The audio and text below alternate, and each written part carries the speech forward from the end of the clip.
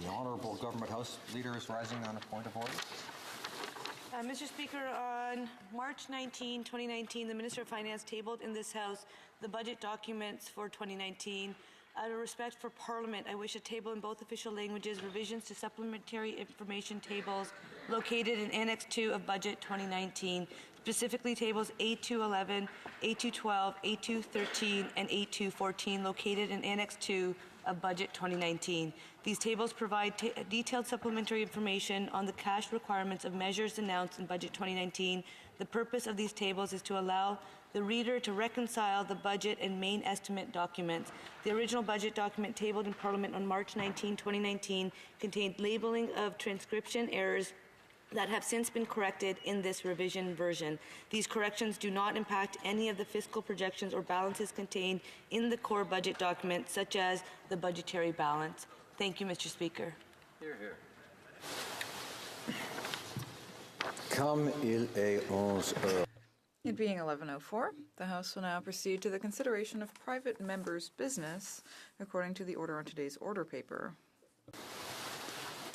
Private members' business. Reprise du débat deuxième. Resuming debate at second reading of Bill C-420, an act to amend the Canada Labour Code, the Official Languages Act, and the Canada Business Corporations Act, standing in the name of Mr. Marcil. Débat. Debate. The Honourable Member for La Pointe de l'Île. Yes, Mr. Speaker. I will be continuing to speak about the part of the bill that would allow us to apply the French language charter to federally regulated private organizations, private companies. The Official Languages Act, which is the model for bilingualism in Canada, is actually at odds with the Quebec document, the Charter of the French Language in Quebec. It aims to provide access to services in both official languages where it's justified, and that is based on the principle of institutional bilingualism, and that's based on individual rights. All around the world where that model is used, we've seen the assimilation of minority languages. It's what we've seen in the English-speaking Canadian provinces, where francophones have been assimilated year after year. In fact, the only way of ensuring the future viability of a language is to make it the public language, the commonly used language. People from different languages or backgrounds who want to communicate can do so naturally in English. That's what happens here, and that's what happens in most places in Canada because English is the commonly spoken language. And what apparently is not accepted by any member of Quebec who is in a national party is that the idea that French should be the public common language in Quebec. So, for example, in workplaces, if people want to communicate and they have different original languages, they should speak French. The Charter of the French language ensured that the right to work in French would be guaranteed and that French would be the working language in workplaces. There's been a reaction from the chair of the Justice Committee who was terribly angry because he didn't want Anglophone Montrealers to have fewer rights than other Canadians. I think what he meant is that for him, Montreal Anglophone should have the right to speak only in English the way other Canadians do. And we know that in English Canada, only 9% of Anglophones actually know how to speak French. So the only way to ensure that French will continue to be the dominant language in Quebec is to make it the common language. And apparently this is a principle that isn't even accepted by the federal parties in Canada, which is deplorable. There was also a member who spoke about a Government of Canada study that was done in 2013 about working languages in federally regulated companies. Apparently, around 170,000 people work in federally regulated organizations. There are about 35,000 working within Crown corporations, 135,000 working in private organizations who do not fall under the Official Languages Act or the French Charter in Quebec. So those workers have fewer rights than other Quebecers when it comes to working in French. Now, there are a lot of statistics, of course. The problem is that the Official Languages Act aims to provide services in both official languages, but we've seen that that doesn't really work and that there is a shift toward English in most provinces and even in Quebec in some areas. So there's an attempt to create biased indicators that are supposed to be more inclusive.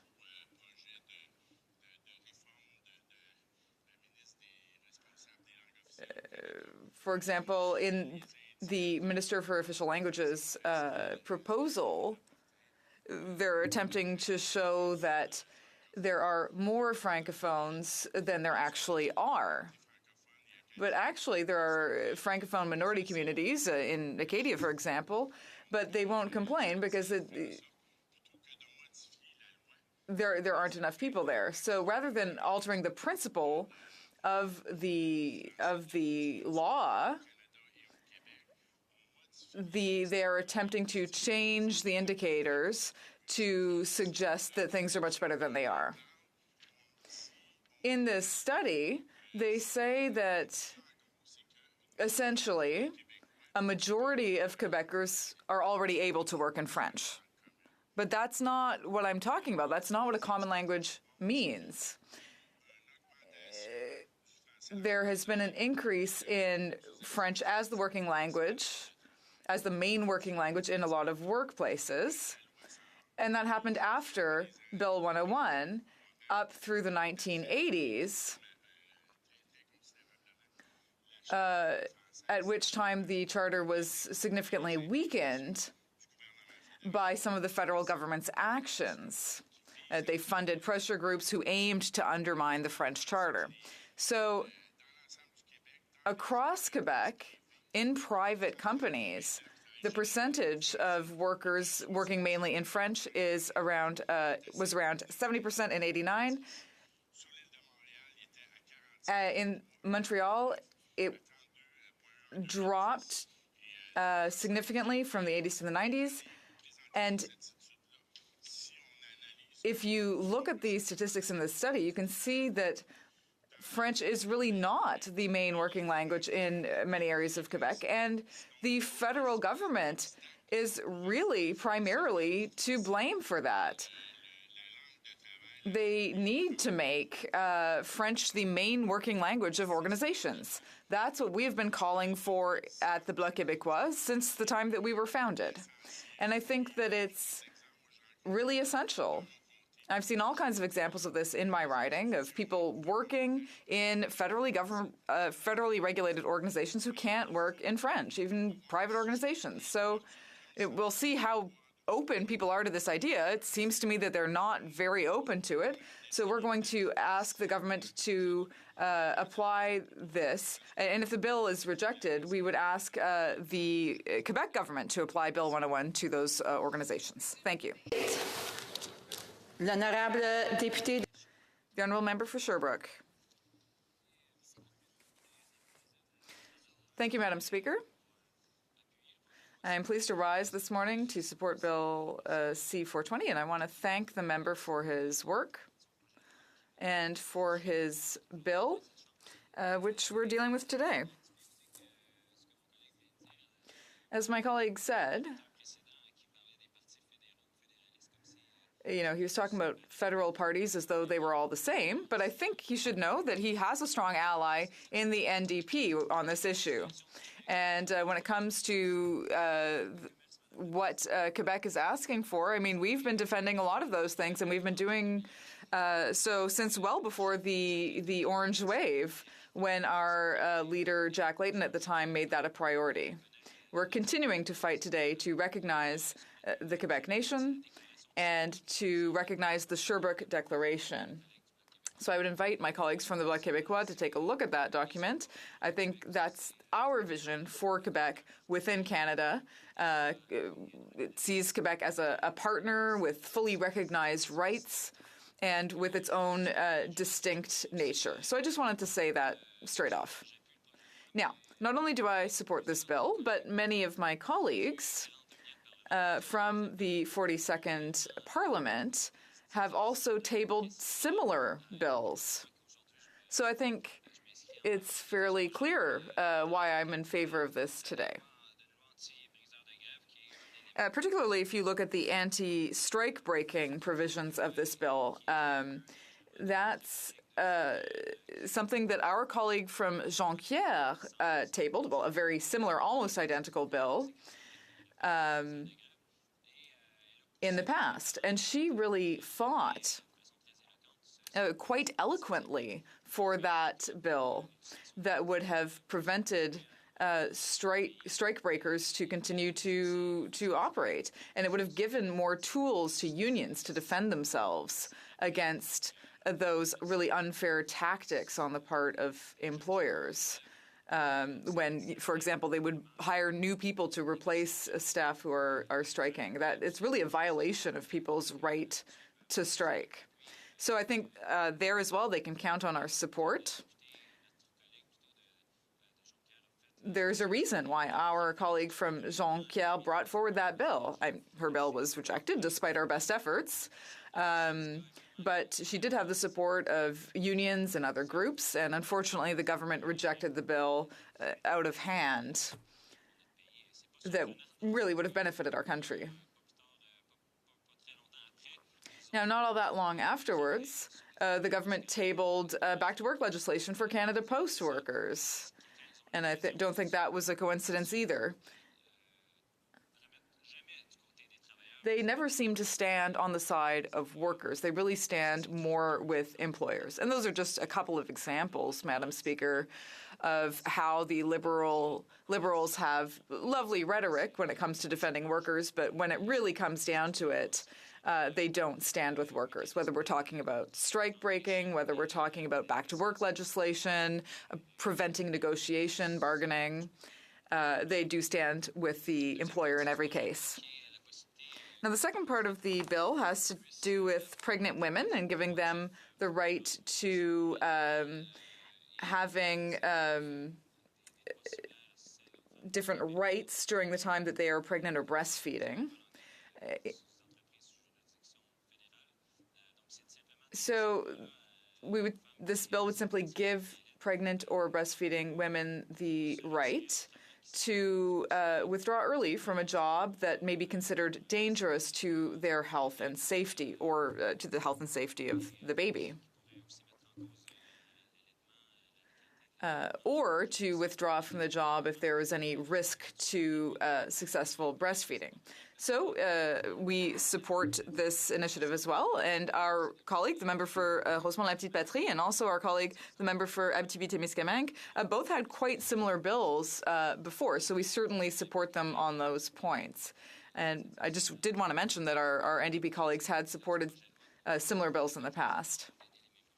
And, of course, we support giving these same rights to the women who work under federally regulated organizations. There are many such women in Quebec. For example, there are the banks in Quebec. That's quite well-known example. There are airports, airlines, a lot of people working for those organizations. There are also the ports,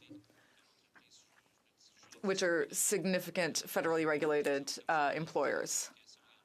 I could also mention telecommunications. There are many people working in that sector in Quebec. So this really does affect a lot of people. You might think it's only a restricted number of people, but if you really look at the numbers, there are many of our fellow citizens who would be affected by this bill. And this bill would allow them to have more rights and better rights than the ones that they currently have. The other part of the bill, which has to do with federally regulated organizations, has to do with the right to work in French in Quebec. Now, this is another measure that we support. Now, I'll just give an example. to remind our Bloc Québécois colleagues of how we support them. My colleague, the member for Trois-Rivières, brought forward a similar bill that would have given francophones the right to work in their native language in Quebec in federally regulated organizations. Now, that bill was rejected, unfortunately, even though my colleague did fight for it significantly. The government rejected that in 2012. So those are a few examples of times when the NDP stood with Quebecers to protect the French language, to protect workers' rights. And that's why we're supporting this Bloc Québécois bill today. It's a step in the right direction, and we hope that it will get the support of other parties in this House, because we've often seen our colleagues bring forward similar bills, and they had to face a very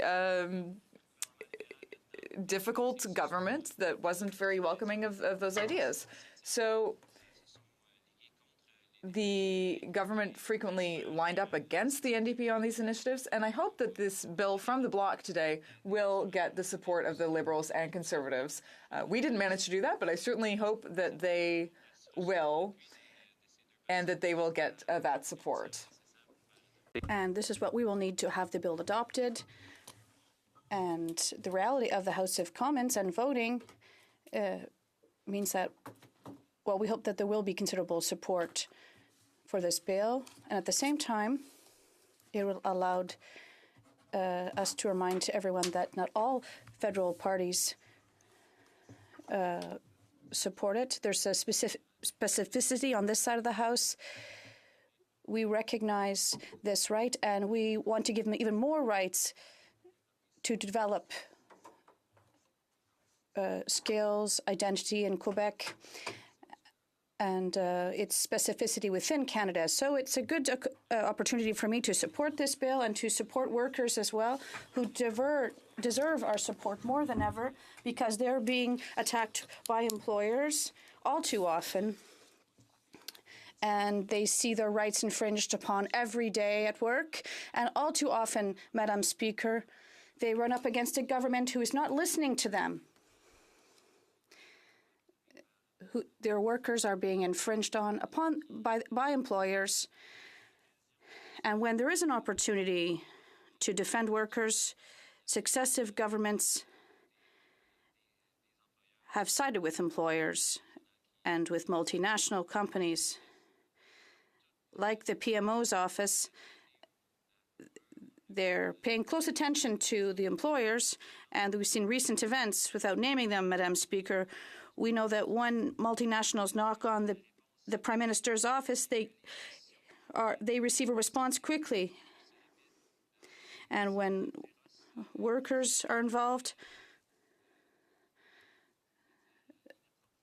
well, things don't move as quickly. We know that multinationals can get things done quickly, and this is the reality at the Prime Minister's office. They work really quickly to answer the needs of multinationals and large corporations who have the Prime Minister's ear. But when employees such as from companies such as Sears or GM or other companies have needs and need support, they need the support of their government, they have to wait. Well, they say, well, we know it's important. We'll get to it one day. We'll solve it eventually. But when it's multinationals that need support and knock on the PM's door, things move quickly. So thank you very much for your time. And my time is up now, and thank you for listening, rather. And I thank my Bloc colleagues. We'll be happy to support this bill like we did with our own bills in the past.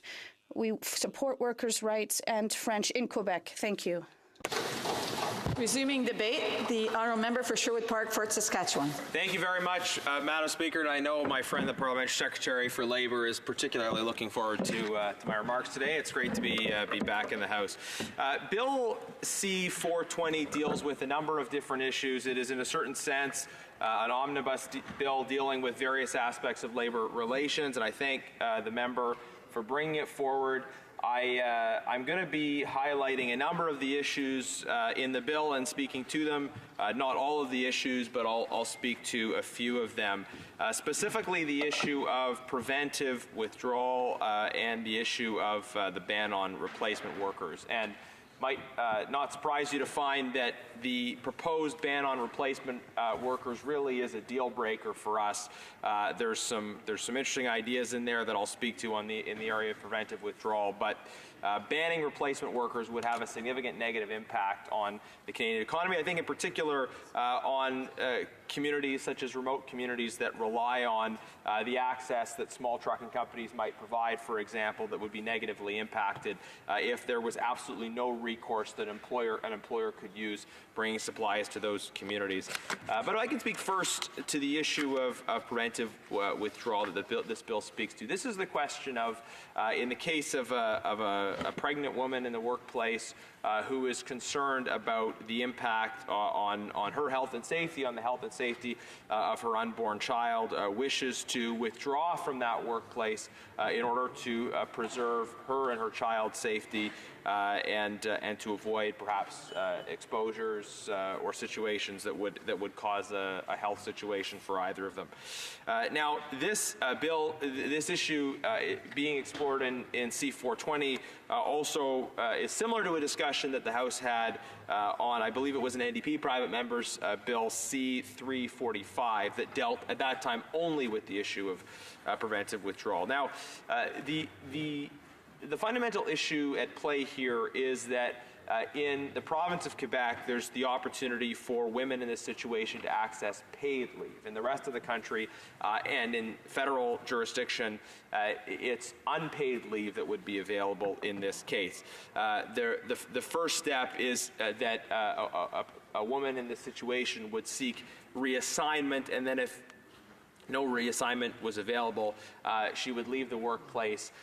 In the provincially regulated area in Quebec, there's an opportunity to access paid leave that doesn't exist within the federally regulated workplace in Quebec or elsewhere in the country, and that doesn't exist in other jurisdictions. So, Bill C-345 would have created an opportunity to align the federally regulated rules in the province where the work is taking place with the provincial rules that exist. Now, Conservatives at the time of the debate on C-345, we supported the bill because we share in principle the objective of making sure that women and unborn children have the maximum opportunity to be safe, and we recognize the challenging situation that may emerge if somebody feels that there is a risk to their health and safety, but has concerns about whether economically they're able to withdraw from the workplace in that situation. Bill C-345 did not pass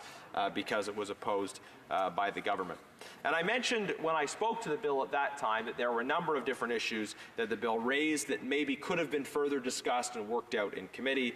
There was the question of alignment in general between different jurisdictions, where of course we have a federally and provincially regulated labor force depending on the sector that we're talking about. This can lead to a situation where people in the same community are operating under different rules because one is working in the federally regulated sector, one is working in the provincially regulated sector.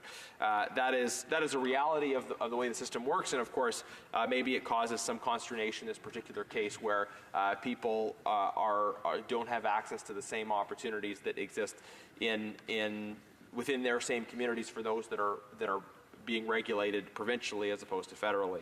I did point out at the time, of course, that there's going to be alignment issues either way, though. If something like C-345 had passed, you would have had an alignment issue where in one province the federally regulated workforce was treated one way, and that would be different from the way the federally regulated workforce would have been treated elsewhere. I argued at the time as well, Madam Speaker, and I think that's still the case, that there are possible other ways that we need to talk about supporting women in this situation, because certainly we wouldn't want anybody to be in a workplace where their health and safety were threatened, and certainly at a time of relative greater physical vulnerability, and of course the vulnerability of a developing child in the womb. So these are issues, I think, that require our attention and are our attentiveness to this, our concern for the issue, was why we supported C-345 at the time.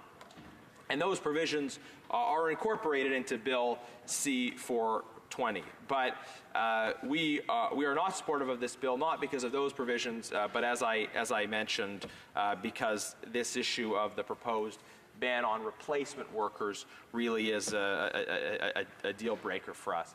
Madam Speaker, there's a situation where employers and workers negotiating, and the negotiations break down, and it leads to a strike. And a strike, of course, involves costs for everybody involved.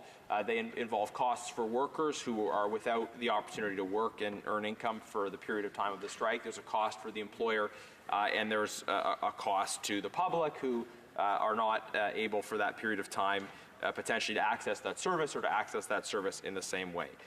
And the right to strike certainly is very important. It's fundamental. It's a tool that incentivizes and pushes both sides to dialogue. And the way in which we calibrate the rules around the use of that tool, I think, are important to ensure the greatest level of balance and the greatest incentive to dialogue. But the proposal to completely ban the possibility of using replacement workers in any situation, from our perspective, is too extreme. Of course, hiring replacement workers for most employers in most situations is not an easy thing to do, and it's not as if the possibility to do that leads employers in the vast majority of cases to be totally casual about the need to come to terms with their workers through good dialogue. But there may be cases where, for example, one can imagine in the federally regulated sector, small trucking companies that have to meet deadlines, that have contracts they have to meet, that are very vulnerable to going out of business if they simply have no alternative in the event of a work stoppage. In terms of the impact on people who rely on those services, Madam Speaker, you can imagine a situation where remote communities are relying on the work of small trucking companies, small airline companies, people that are shipping resources in, and the lack of any possibility of having replacement workers in any of those situations creates a real vulnerability for those communities in terms of getting essential resources in. Generally speaking, Madam Speaker, when we've seen changes to the Canada Labour Code, we've sought to move forward with them in a way that reflects discussion and consensus among the different stakeholders, among representatives of labour as well as representatives of business. I think this recognizes the reality that there's a need for balance, but also that we cannot, by tipping the pendulum too far the other way, create a significant disincentive around investment. If such a disincentive is created, I'm concerned that it leads to less investment in Canada, less investment in new businesses, and the results of that are worse for employers as well. When we have strong, growing, thriving businesses, of course that creates more demand for labor, and it puts labor in a stronger position. We see in my province of Alberta, for example, a situation where the province is really booming, labor has great opportunity to choose between different employers. Wages go up dramatically because there's a shortage of labor, that businesses demanding labor. It's driven by the strength of that economy. So because of that provision, Conservatives have to oppose this. Madam Speaker, briefly on another matter, I wanted to note that a number of MPs have recently spoke to a young man who's on a hunger strike in Toronto, highlighting violations of human rights in Turkey and violations in particular that target the Kurdish community. He's described an experience growing up in Turkey, which his ability to live freely identify as a Kurd was denied to him, and many problems associated with that. Madam Speaker, I wanted to acknowledge that important issue. It's my hope now that this hunger strike will come to an end, and we encourage those who have concerns for human rights to fortify their physical strength so that they continue to be a voice for justice on this issue, and members will continue to highlight these human rights violations targeting Kurds and others in Turkey. Thank you very much. Resuming debate, the Honourable Parliamentary Secretary for the Minister of Employment, Workforce Development and Labour. Thank you very much, Madam Speaker, and happy to join in on this debate on Bill C-420. I had to go back and check my prepared text here, I actually agreed with a number of points that my colleague was making across the way, so I wanted to make sure that that we had it right in the text.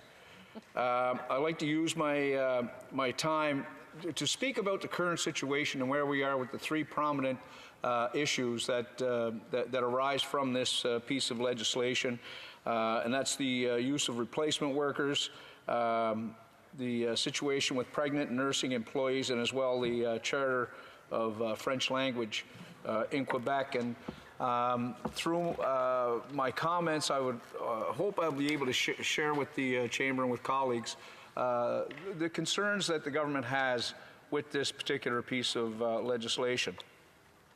Let's start with replacement workers. The Canada Labour Code balances the union's right to strike with the employer's right to attempt to continue operating despite a work stoppage. The current provisions in Part 1 of the Code already limit the use of replacement workers. Indeed, federally regulated employers cannot use replacement workers to undermine a union's representational capacity. In fact, federally regulated private sector employers rarely use replacement workers. More often, management, supervisors, and other non-bargaining personnel are reassigned to take the place of striking workers. The current provisions in the Code related to replacement workers are the result of a broad and comprehensive review. It represents a carefully crafted compromise between the interests of employers and trade unions that could not be achieved through a private member's bill or through a private member's bill process. In the past, both labor and employer organizations have been highly critical of changes being made to federal labor relations legislation through the use of private members' bills without prior consultation with all stakeholders. CLC, the Canadian Labour Congress, has said in the past, and I quote, "We urge the federal government to stop the introduction of one-off changes to the Canada Labour Code. Amendments should not be made through private members' bills. They should be made with concerted pre-legislative consultations that engages employers, unions, and government." End quote. Members will no doubt remember, those that were in the House at the time, that one of the first actions our government took was to repeal the conservative private members' bills, Bill C-377 and C-525, which upset the balance of rights and responsibilities between federally regulated employers and unions. Good labor relations are key elements of an economic system and, indeed, of the prosperity of this country. If legislative changes are to be considered for Part 1 of the Code, let us do it the right way, through real and meaningful consultations and engagement with unions, employers, and all stakeholders. Madam Speaker, the current provision in the Code was achieved through a thorough and meaningful tripartite process. It strikes a balance between the interest of unions and employers. It allows each side to exercise pressure on the other. If passed, Bill C-420 could upset that balance. Regarding pregnant and nursing employees, Madam Speaker, the Code currently contains provisions that give pregnant or nursing employees the right to request to be reassigned or have her job modified without loss of pay or benefits if there is a risk to her health or to the health of the fetus or the child. If a reassignment is not possible, the woman may take a leave of absence for the duration of that risk. Also, an employee may be entitled to leave with pay to obtain a medical certificate or while waiting for her employer to respond to a reassignment request. Any additional leave is without pay. However, the employee may be entitled to benefits under an insurance plan or a sick leave program provided by the employer or benefits through the employment insurance program. The fact is, currently, only Quebec, and it was mentioned by my colleague across the way, only Quebec specifically offers preventive withdrawal job protection with wage replacement for pregnant and nursing women. Madam Speaker, if passed, Bill C-420 would put pressure on provinces and territories that do not have preventative withdrawal provisions. Moreover, our government is already supporting another related private member's bill, Bill C-243, an act respecting the development of a national maternity assistance program strategy. It was passed in the House June 14, 2017, and is currently being studied by the other place. The purpose of Bill C-243 is to consult on the development and implementation of a national maternity assistance program strategy. The objective is to support women who are unable to work due to pregnancy and whose employer is unable to accommodate them by providing reassignment. If Bill C-243 passes, it would require consultations with provincial and territorial governments and other stakeholders. It's reasonable to believe that the results of such consultations would have an impact on the mechanism proposed in Bill C-420. Mr. Speaker, and finally, Madam Speaker, let me finally speak about the Charter of French Language in Quebec. In 1982, the Constitution Act enshrined English and French as Canada's official languages. It also provided that they are given equality of status in all institutions of Parliament and of the Government of Canada. Two separate statutes regulate language of work in Quebec. The Charter of the French Language, enacted in 1977, and federally, the Official Languages Act, enacted in 1969 and revised in 1988. Madam Speaker, while the government is sensitive to the preference of Francophone Quebecers to work in French, there is little documented evidence that Francophones face difficulties working in French in federally regulated private enterprises in Quebec. In fact, according to the 2016 census in Quebec, an increasing number of workers whose mother tongue is English or another language use French as their main language at work or equally with English. About 48% of workers whose mother tongue is another language, primarily, used French at work in 2016. That's 48%. That is compared to 46.5% in 2006.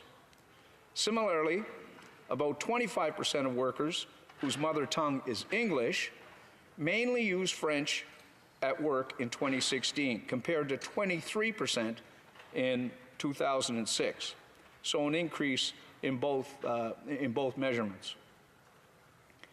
Moreover, the federal labor program has never received a complaint from a federally regulated private sector employee in Quebec concerning an inability to work in French. Indeed, in 2013, a government report concluded that these employees are generally able to work in French in their workplaces. One last thing I should point out and must point out is that corporations active in Quebec, including those that are incorporated under the Canada Business Corporations Act, are already required under provincial law to comply with the Charter of the French Language. That includes having a French name when registering to carry on business in Quebec. So, Madam Speaker, there you have it. Canada's current position when it comes to replacement workers, pregnant and nursing employees, as well as the Charter of French Language in Quebec. Now that you can see the full picture, you can understand why the government cannot support Bill C-420. Thank you, Madam Speaker. Resuming debate. Reprise de débat.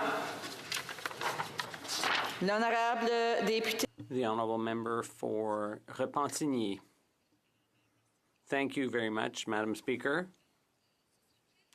I'll be very brief, but I just wanted to give some concrete examples of the effects of my colleague's bill. First of all, my colleague from La Pointe de l'Île made an excellent speech on French, but what he perhaps forgot to say, and my colleague opposite on the Liberal side might find it interesting to learn, that a worker came to see us from the West Island of Montreal. He took every step possible and simply cannot work in French. So this bill, put forward by my colleague for Mirabel, could make up for that shortcoming.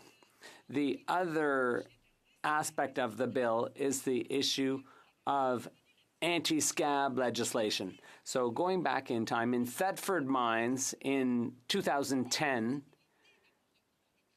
since it was impossible to get any volunteers or replacement workers, the management of a hotel agreed with its workers. So that's another example. They came to an agreement, and that's another example where my colleague's bill would help. And the Bloc Québécois has repeatedly presented anti-scab legislation, and one even made it to third reading, I believe. And ultimately, it was defeated because the Liberals voted against it. And a few Liberal members at the time had voted in favor of it. There was Mr. Denis Coderre, there was Pablo Rodriguez, and there was Marcel Proulx, who all voted in favor of the bill. Oh, I'd just like to remind the member that she cannot name members who currently sit in the House of Commons by their name. So she should refer to their riding instead. Yes, I just realized it as I was saying it. Sorry, Madam Speaker. So there have been a dozen or so votes on this type of legislation, but never has a bill made it through the House of Commons. So there are industries like telecommunications that are federally regulated, and those workers in Quebec who work in those industries, they don't have anti-scab legislation to protect them. So we have two classes of workers in Quebec, those who are protected by anti-scab legislation and those who aren't. So my colleague from Mirabel would see to it that everyone enjoys the same rights. And I'll wrap up by talking about protective reassignment. On the International Day of Women's Rights, I held a meeting in my riding and we talked about women's rights, but women's rights that vary according to what kind of jurisdiction they work under, whether it's provincial jurisdiction or federally regulated workplaces. And women were stunned to discover that not all women in Quebec have the same rights. So they don't have a right to protective reassignment.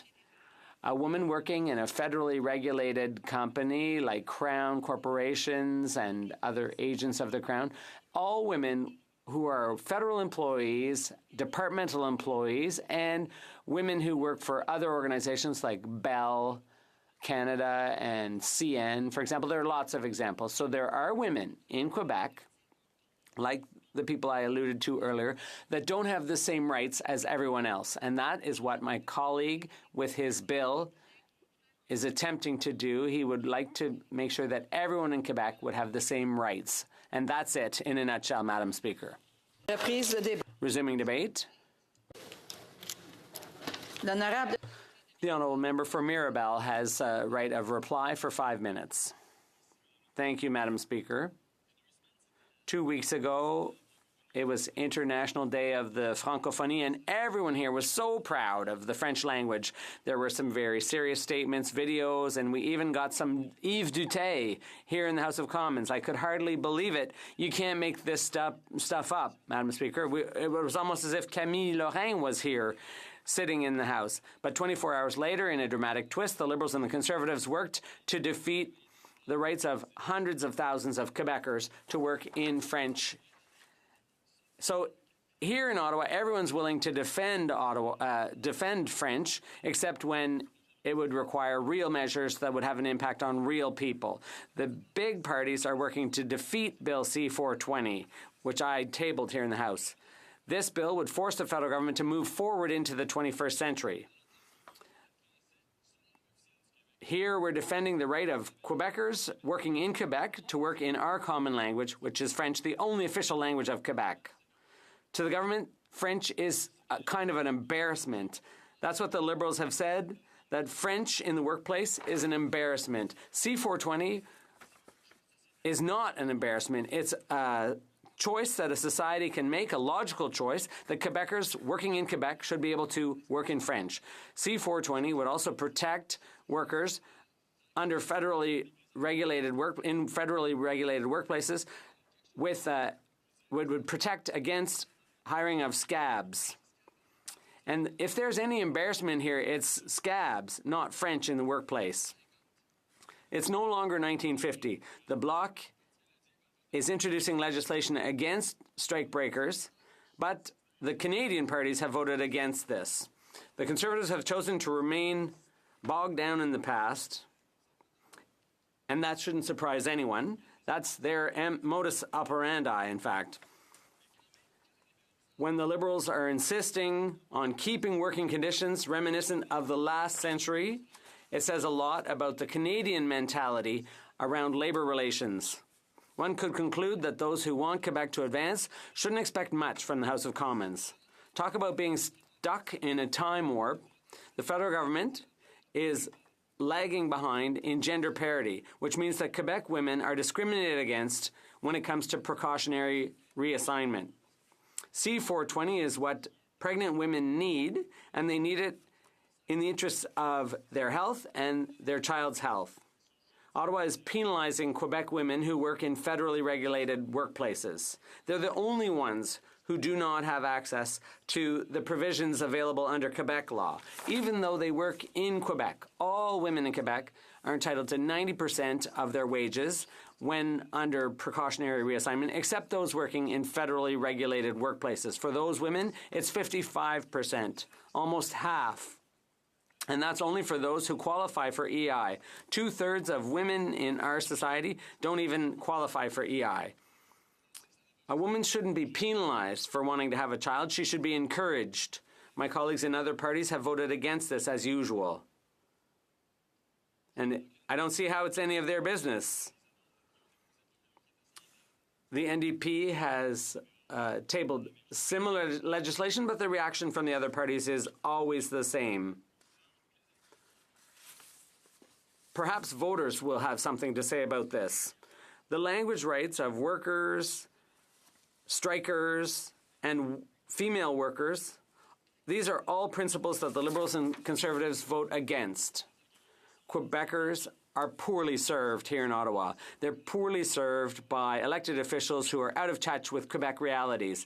In the Bloc, we think Quebec would benefit from electing people who understand Quebec, who understand that in Quebec, we take the side of workers, not bosses. We take the side of female workers, of families, and we take the side of French all the time in every circumstance. That's what Quebecers want. Thank you.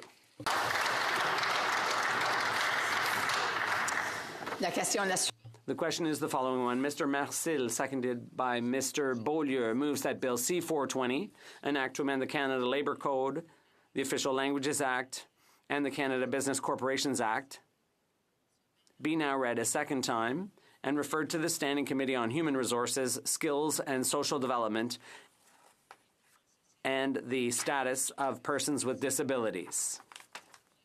To adopt this motion. Que tous ceux qui All those in favor of the motion will please say yay. Que tous ceux All those opposed to the motion will please say nay. À mon avis, les non. In my opinion, the nays have it.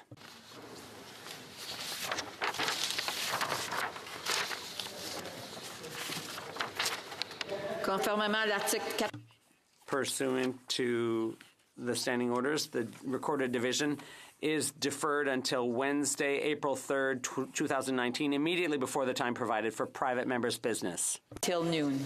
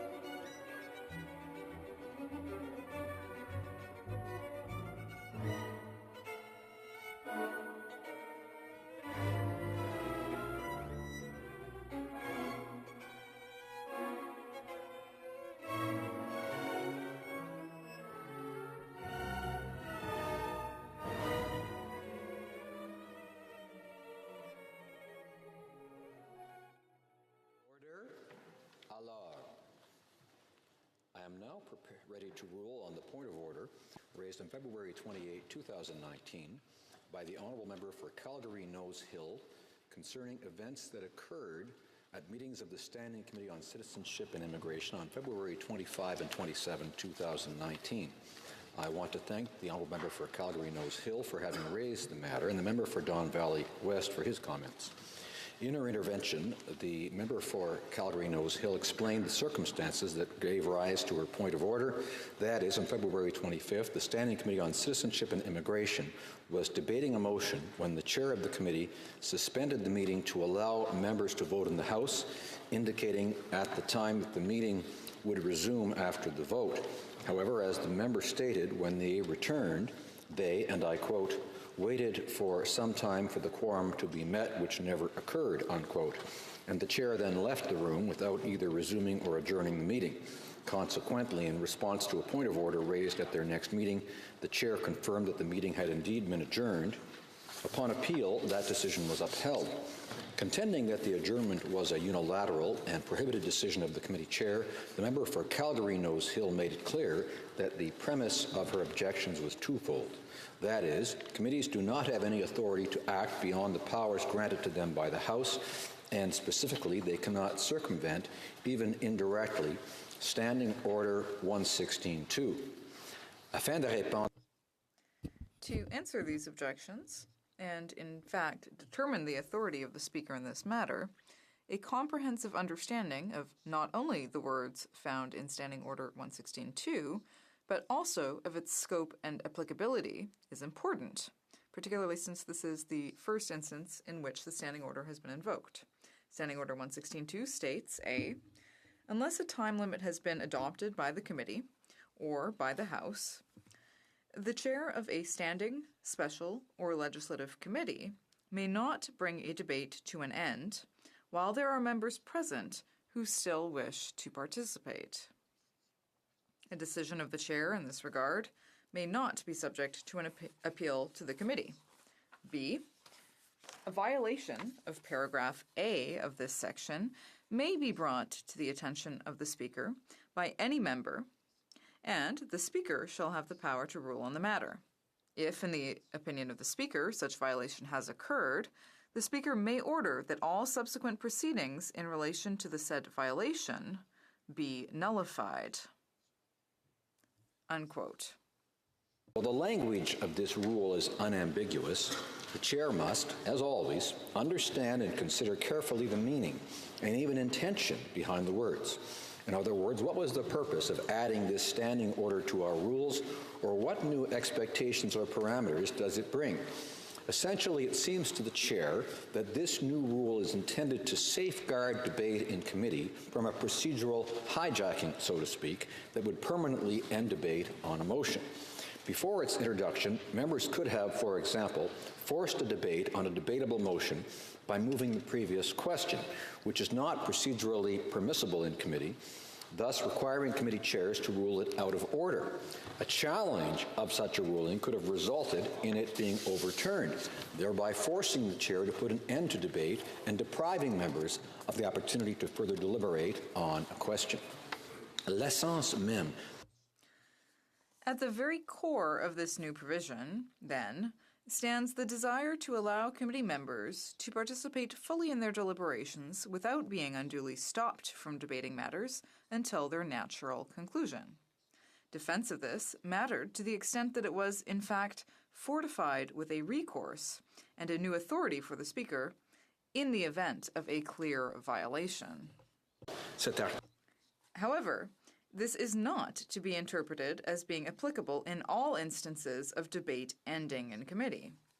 For instance, on occasions when a committee adjourns before deliberations are concluded, or agrees to a motion to adjourn debate on a question, a permanent end to the debate is not triggered in the manner outlined in Standing Order 116.2.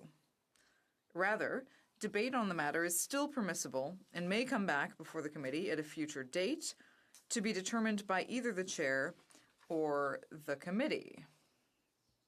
To answer whether the matter now before the House is one which Standing Order 116.2 was intended to address, As Speaker, I have scrutinized the evidence and minutes of the February 25th and 27th meetings of the Standing Committee on Citizenship and Immigration. It is my view that the manner in which the meeting of February 25 was adjourned was procedurally sound, as it was due to a lack of quorum, a fact avowed by the member for Calgary Nose Hill. This is a pivotal factor, since the debate on the motion did not end permanently in consequence. In fact, the motion being debated at the time by the committee remains unresolved and may be taken up again at a later date. Accordingly, Standing Order 116.2 does not apply in these circumstances, and as Speaker, I am unable to intervene as provided for in this new standing order. The remaining question, then, is whether the committee's proceedings strayed outside the powers granted to them by the House, the sole body able to grant them. The fact that committees are generally the masters of their proceedings is in no way diminished by Standing Order 116.2. Consequently, barring a report from a committee, the Speaker will not usually intervene in committee matters. From the evidence presented in this instance, the Chair is unable to conclude that the circumstances are exceptional enough to warrant an intervention, without the House having been seized of the matter by way of a report from the committee, as is the usual practice. Je remercie. I thank all honourable members for their attention. Ordre du jour. Orders of the day. Government orders, Ways and Means, reprise du débat journal. Resuming a debate on budgetary policy, standing in the name of the Minister of Finance. Resuming debate, the honourable member for Carleton. Thank you very much, Mr. Speaker. I rise today to address the cover-up budget. Now, of course, the Liberal government is heading into an election. I hear applause from across the way, but I'm not sure they'll be applauding after they get the verdict of the people. A verdict is an appropriate term, though, because, of course, we're dealing with a very serious set of allegations and apparent corruption emanating from the SNC-Lavalin scandal. Now, I call it the cover-up budget because the government has decided to use the old Kathleen Wynne three-step. Step 1, massive scandal. Step 2, massive deficit spending to distract from it. And step 3, massive tax increases after the election to pay for it all. Now, we know that the Kathleen Wynne three-step was designed by none other than Gerald Butts, the former PMO puppet master who recently resigned in disgrace over the SNC-Lavalin scandal. And going into this budget, the government was obviously overtaken by the public frenzy around revelations that the Prime Minister interfered in a criminal trial to help a Liberal-linked company get off charges. And so they splashed $41 billion of cash, new spending, around in order to distract from it all. Now, they'll be quick to point out that $41 billion is just if you use cash accounting. Well, we can use accrual accounting and it works out to $23 billion, but the bottom line is this. The Prime Minister has broken his promise of balancing the budget this year.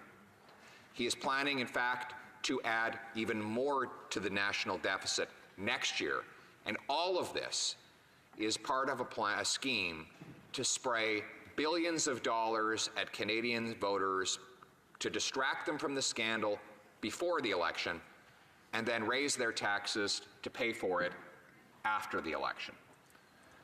In order to understand the cover-up budget, you need to understand the scandal that it attempts to hide. And let me turn my attention now to that.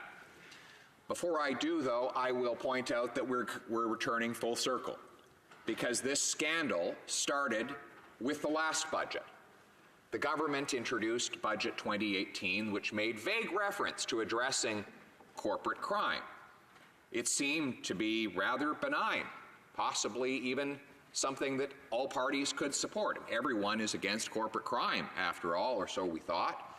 And then, when we were sitting in a Finance Committee meeting, nearing midnight, going through the nearly 500 pages of omnibus budget legislation that flowed out of the 2018 budget, we stumbled on something that surprised us. It was an amendment to the criminal code.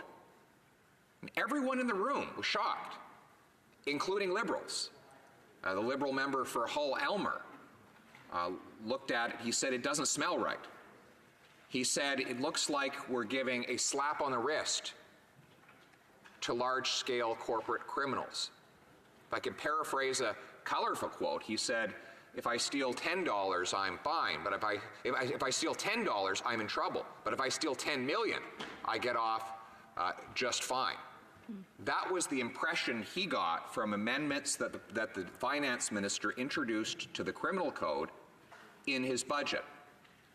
The chairman of the committee, a lifelong Liberal, a devoted partisan, said, and it's on the record, that he thought it was inappropriate that such an amendment to the criminal code would find its way into a budget bill.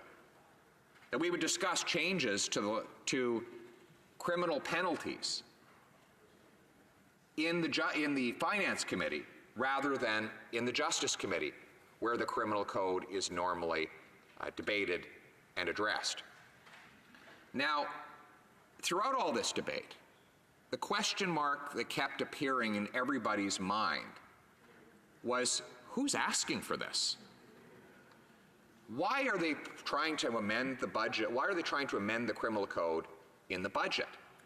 Who is behind this change? Because obviously somebody must want it, or the government wouldn't have gone through so much trouble to draft such an amendment.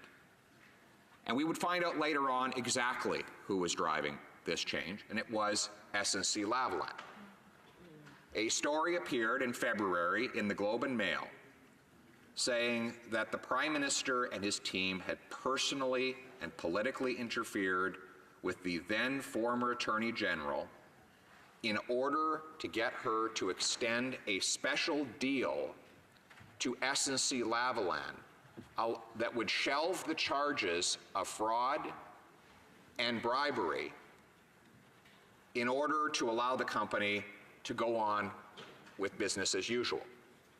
Now, the budget 2018 had made that possible. It had created something called deferred prosecution agreements. Essentially, these agreements allow the company to avoid trial, prosecution, and even conviction if they fess up, apologize, pay a fine, and promise not to do it again. Now, of course, if a homeless guy is charged with stealing a loaf of bread, he has no similar approach he could take. He can't simply knock on the Prime Minister's door and say, would you mind calling the Attorney General, who will call a Crown attorney and agree to set aside the charges as long as I give back the bread and promise not to steal it again. That doesn't exist for other people. Right. But this Liberal government has created this special deal available to powerful corporate criminals in cases apparently like this one. Now, the amendment to the criminal code gave very specific criteria against which any corporations desired to have such a deal must be judged. Canada's top prosecutor, known as the Director of Public Prosecutions, considered SNC-Lavalin's request for such a deal against the criteria in the criminal code and the facts of the case. And she concluded that SNC-Lavalin did not qualify for a deferred prosecution agreement. Some of the factors she would have considered are these. Did the company voluntarily tell authorities of its crimes? Of course, the answer was no. The company got caught when one of its officials was charged in Switzerland and ultimately found guilty of crimes in that country. That was what led authorities in Canada to learn that the crime had happened, not a voluntary disclosure from corporate executives to the Canadian government. Secondly, the severity of the offense. Well, was this a minor offense? an oversight, a small failing that could be treated with a minor penalty? Of course, the answer to that is no. And let me turn my attention now to that particular issue. Because there has been this racist undertone to the story, where people have said, you know, sure, SNC-Lavalin might have bought prostitutes and other gifts for the Gaddafis. Sure, the Gaddafis got free yachts, but that's just the way things are done in those countries over there. And so we should just understand that if Canadian businesses are going to do commerce abroad, that this is the kind of muck they're going to have to get into. So goes the argument. Well, let me say, first of all, that this case is not just about the sordid examples of bribery, as disgusting as those are. It is also about fraud, which is the other allegation the company faces in Canadian courts in this particular matter. Fraud of the Libyan people in amounts totaling $130 million. I don't know about you, Madam Chair, but I think that stealing from poor people is a pretty miserable way to make money. And I don't think our justice system should treat such crimes as minor affairs because, and I'm quoting, that's just the way things are done over there.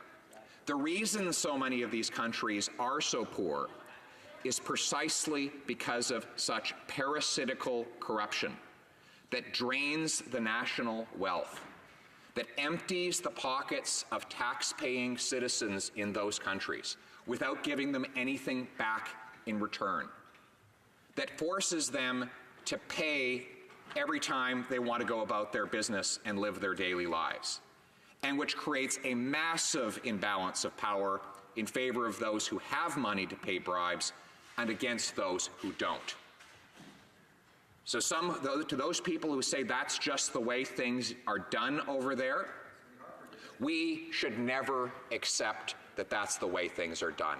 And that is why we signed on to international conventions against fraud and corruption, because we wanted to put an end to those practices so that the people in countries like Libya could turn their destinies around and build prosperous societies based on the honest and legal flow of commerce. As long as wealthy Western corporations believe they can go with impunity into poor countries and bribe the leaders to steal from the people, then those people will always live in poverty. And that poverty will be partly our fault if we are complicit in it, or if we fail to punish those who carry it out.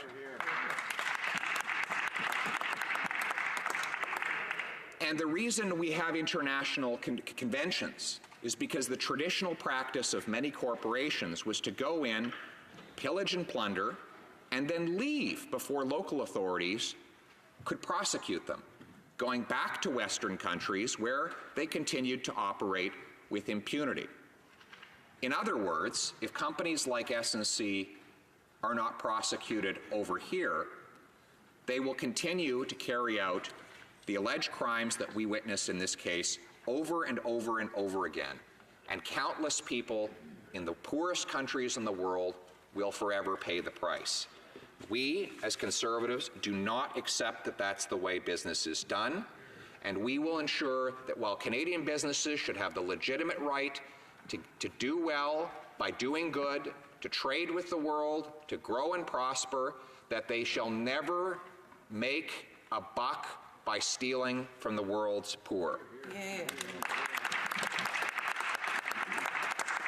And so let me go into the specifics of the allegations of fraud and bribery that SNC faces in Canadian courts today. The specifics of the case that the Prime Minister tried to set aside by pressuring his Attorney General to sign a special deal with that company.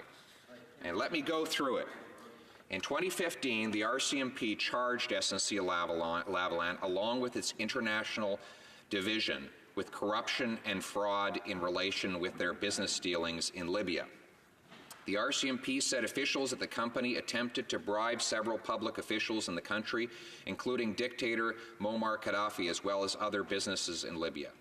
RCMP officials said, I'm quoting from Global News now, RCMP officials said SNC-Lavalin also lied to Libyan companies to defraud them of nearly $130 million.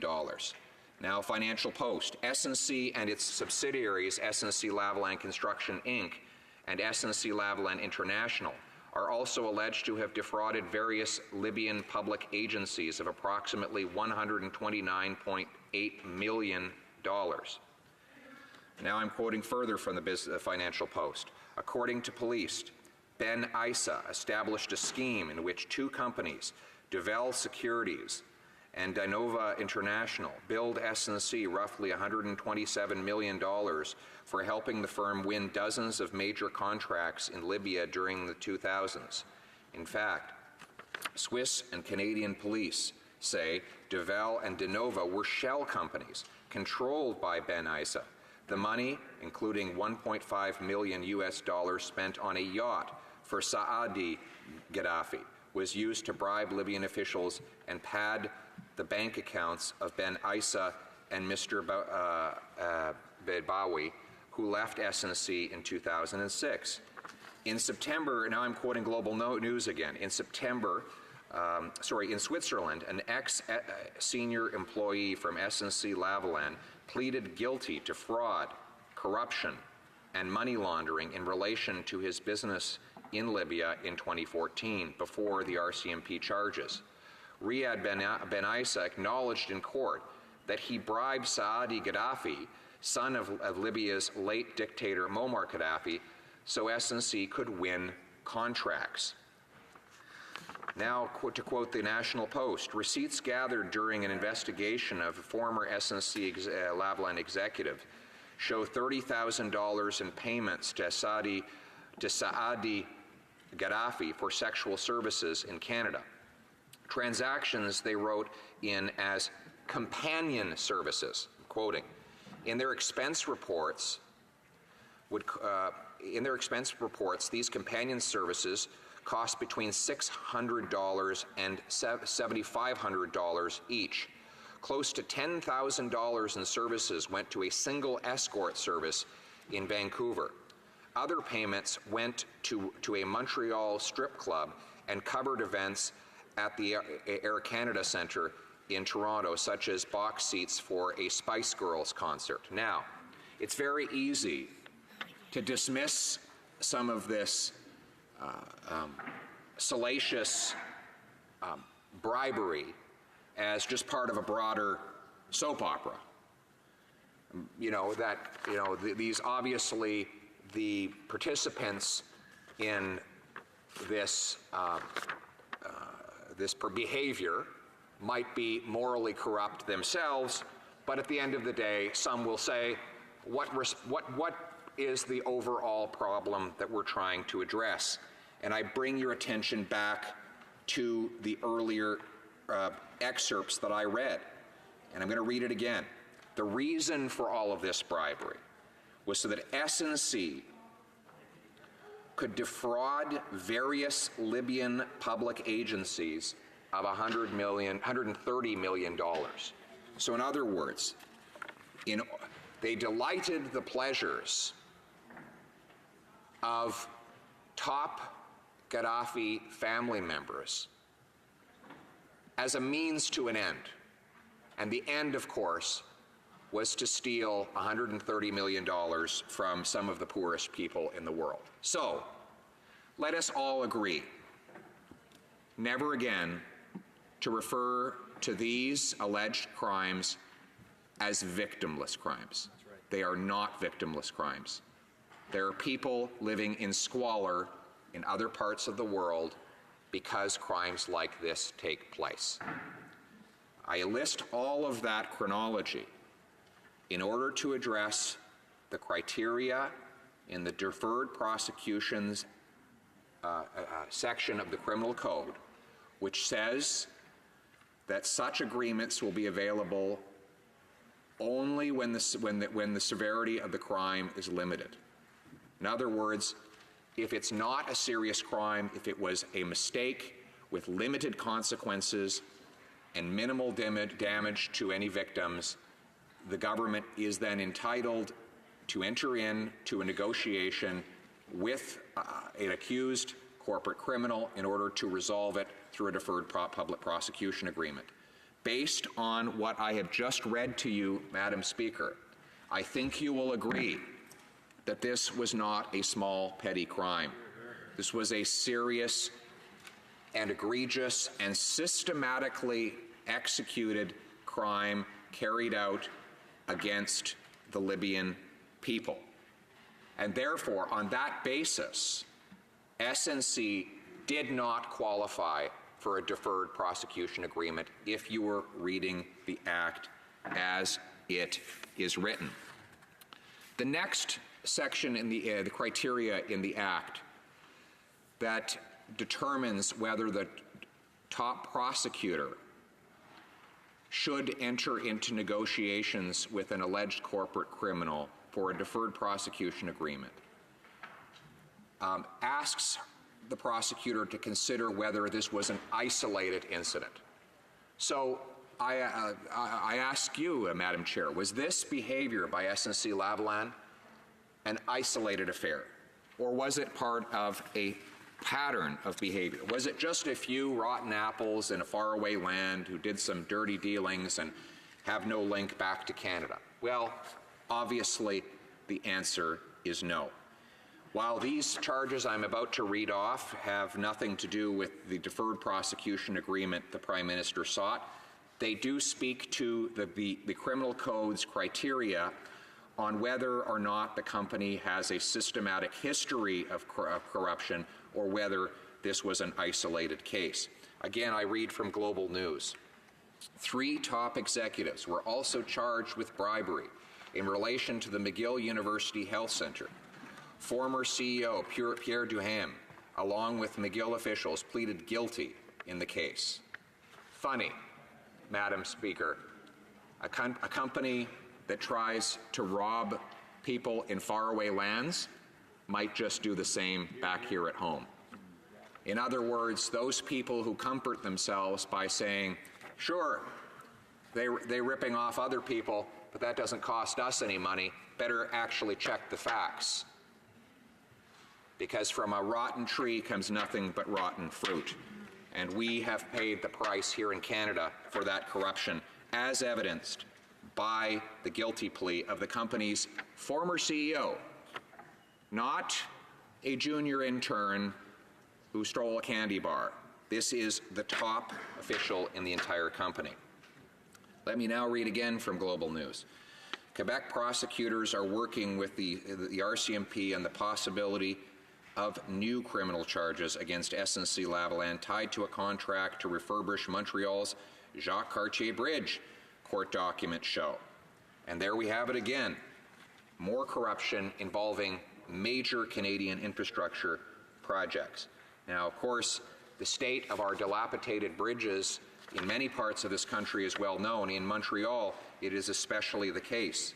And to think that the people of Quebec and Montreal suffer the consequences when corruption by companies like this descends upon major projects that affect their daily commute demonstrates that corruption does not come without a cost. I read further from Global News. In court documents, the RCMP lays out a bribery scheme involving a $127 million Jacques Cartier Bridge contract in the early 2000s. Former federal officials, Michel Fournier, pleaded guilty in 2017, just 2 years ago, to accepting more than $2.3 million in payments from SNC-Lavalin in connection with the project. So, again, Madam Speaker, we see that this corruption does not have borders, that we are not immune from the effects of a company that decides it's going to buy its way to public contracts rather than earning those contracts on merit. Further, I quote again from Global News. In 2011, an SNC employee whose job was to facilitate travel of SNC employees in and out of Libya was arrested in Mexico and accused of attempting to smuggle Gaddafi's son and family out of the country. The employee was eventually released from jail and not charged in Canada. Again from Global News. The company was also banned from bidding on projects by the World Bank for 10 years over alleged misconduct during a bridge construction contract in Panama. Now we're in Panama, right? We've gone from Libya to Montreal and now to Panama. During an investigation, this is again from the Global News, during an investigation from CBC and the Globe and Mail, it was alleged there was an internal accounting code for bribes. All right, so again, remember I said one of the criteria for getting access to a deferred prosecution agreement is that the alleged corporate criminal had no other track record of corruption, that the alleged incident was an isolated one, that it was completely out of character. Now, all of us agree that the justice system should take that into consideration as a mitigating factor. We all know stories of a youngster who makes a one-time mistake that's completely out of character, and the justice system looks at the person and says, this is not who that person is. We will administer a punishment, therefore, that allows for very quick restoration of that person as a member of society. That's why we have proportionality in the system, and that's why the deferred prosecution agreements are supposed to be judged on the basis of whether the company in question it may have engaged in an isolated incident or whether or not it was systematically part of the company's overall character, and that excerpt right there answers the question. Not only were they engaging in bribery, they had developed an internal accounting code. Imagine the trouble you have to go through, the participation you have to have from various members of the accounting system in order to develop a whole code. So it's not just corrupt activity, it's then corrupt coding in order to process that activity. A code would be a system, and system is the root of systematic. This is systematic corruption. And any government that would attempt to give a systematically corrupt company the ability to avoid prosecution has to answer for its own ethics in the process. And it's interesting that this attempt was made by the government across the way, because they know something about SNC's corruption. They participated in it. According to the Commissioner of Canada Elections, SNC Lavalin gave approximately $100,000 of illegal donations to the Liberal Party. The commissioner, for reasons that are unknown to me, I still can't understand, decided not to pursue the allegations through a full criminal conviction, but instead signed an agreement called basically it's a compliance agreement. And in that agreement, the company admits not only that it flowed $100,000 to the Liberal Party, but that it did so in a manner that was absolutely systematic, almost on an industrial scale. They were having employees manufacture phony expense claims, and they were giving out phony bonuses and then communicating to their employees that they had to then take the money that they were receiving fallaciously and hand it over to the Liberal Party in the form of $100,000 of donations. We all know the donation limits are about, at the time, were about $1,200. So in other words, no person could give more than about $1,200 per year, and no company could give any donation at all. Unions and corporations are banned. So these executives said, we're going to create a bunch of phony bonuses and a bunch of phony expense claims with phony receipts, and then we're going to flow the money, says the SNC chair executives, flow that money to the Liberal Party. That is systematic, premeditated, carefully planned out corruption. And of course, once again, with this Liberal government in power, there was no prosecution of the offense. It was simply signed off by the election commissioner as a compliance agreement. The money was returned, and they were allowed to go on without any consequence. It seems wherever SNC and the Liberals interact, there's a special deal. You know, now here at the City of Ottawa, the company has been given the contract to extend the transit system out to the south end of town, a project I strongly support, for which I champion. The company didn't apparently meet the technical requirements that are necessary, even though some of the competitors did, but somehow the company got the contract anyway. But my point in raising all of these examples, Madam Chair, is to demonstrate that contrary to the requirement of the deferred prosecution agreements, that they should only be made available to companies for whom the alleged offense is an isolated incident. SNC-Lavalin has shown a period of systematic and repetitive acts of corruption, most of those acts related to fraud and bribery.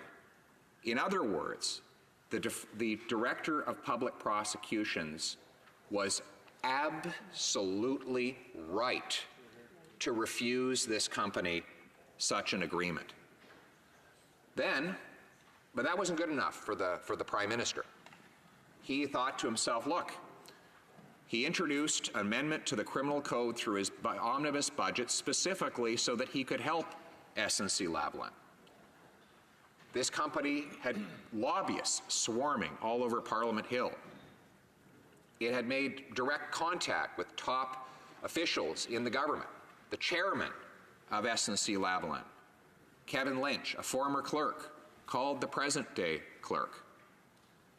There were dozens of registered lobbying interactions between top company officials or other lobbyists and high-level members of the Liberal government.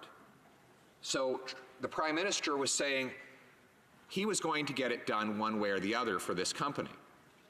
And when he learned, presumably in early September, that the company had that the top prosecutor had informed the company that it would not be availed such a special deal, he then thought, well, that's not a problem.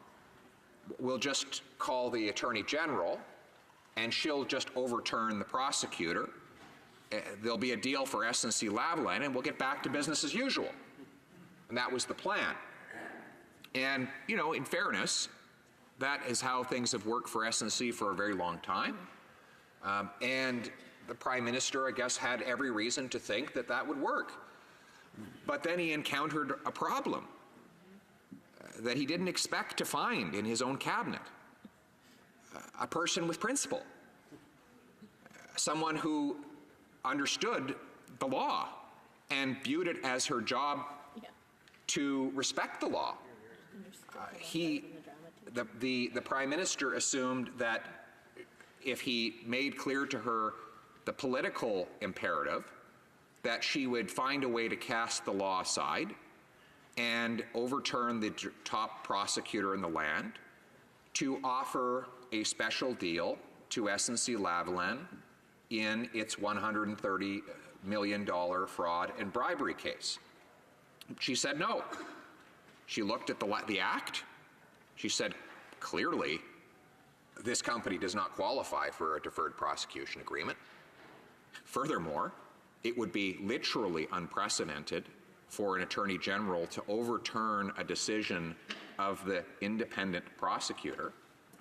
I'm not doing it, she said. Well, she thought that would be the end of the story. And ultimately, it should have been. The government should have said, well, we have here a very qualified Attorney General who has experience as a prosecutor and a meticulous understanding of the law, She has looked at the act and concluded that the top prosecutor was right and that the company doesn't deserve a deal. I'm sorry, that's where the story for the political actors ends and where the independent judicial process carries on. Now, before I go any further, for listeners out there who might not be aware of how strict is the separation between politics and courts, let me just say, let me give you a few examples. Former Quebec Premier Jean Charest was a member of this House and a minister in the Mulroney government. He very innocently called a judge one day about a case. There was no corrupt intent. He simply called because he thought he was advancing the public interest. And you know what happened to him? Resign. You're done. In previous Conservative government, Minister John Duncan received some input from a constituent about a case that was before a quasi-judicial board. He had no personal interest in it, and the constituent was just raising a legitimate grievance about how he had been treated in the process. And as an MP, he thought he'd call up the quasi-judicial board and just make an intervention to help his constituent. Again, pure motives, legitimate desire to help a fellow Canadian, nothing whatsoever untoward or corrupt. And what happened to him? Resign. Why? Because we in this country accept a strict division between judicial bodies and political bodies. Absolutely strict. So strict that everything we say here in this House of Commons is exempt from being admitted against its against the people who spoke it in a court of law. And the principle, of course, is that just as politicians don't interfere in the courtroom, judges don't interfere in the House of Commons.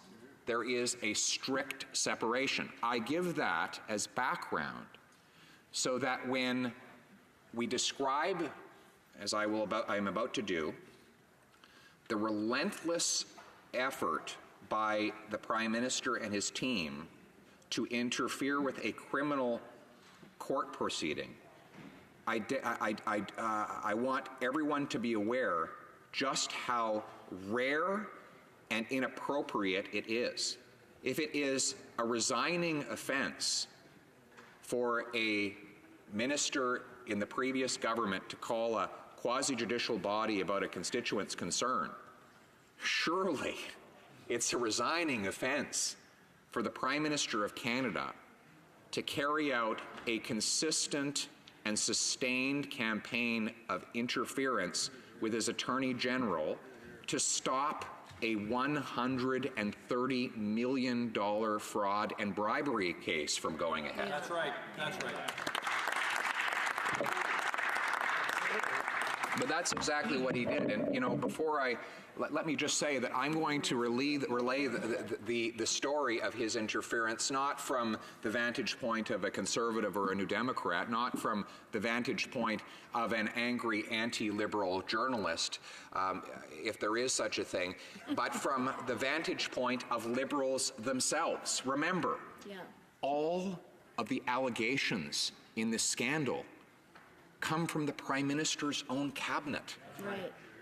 This is what makes the scandal so exceptional. Normally, governments are criticized or accused of things by members of the opposition or the media.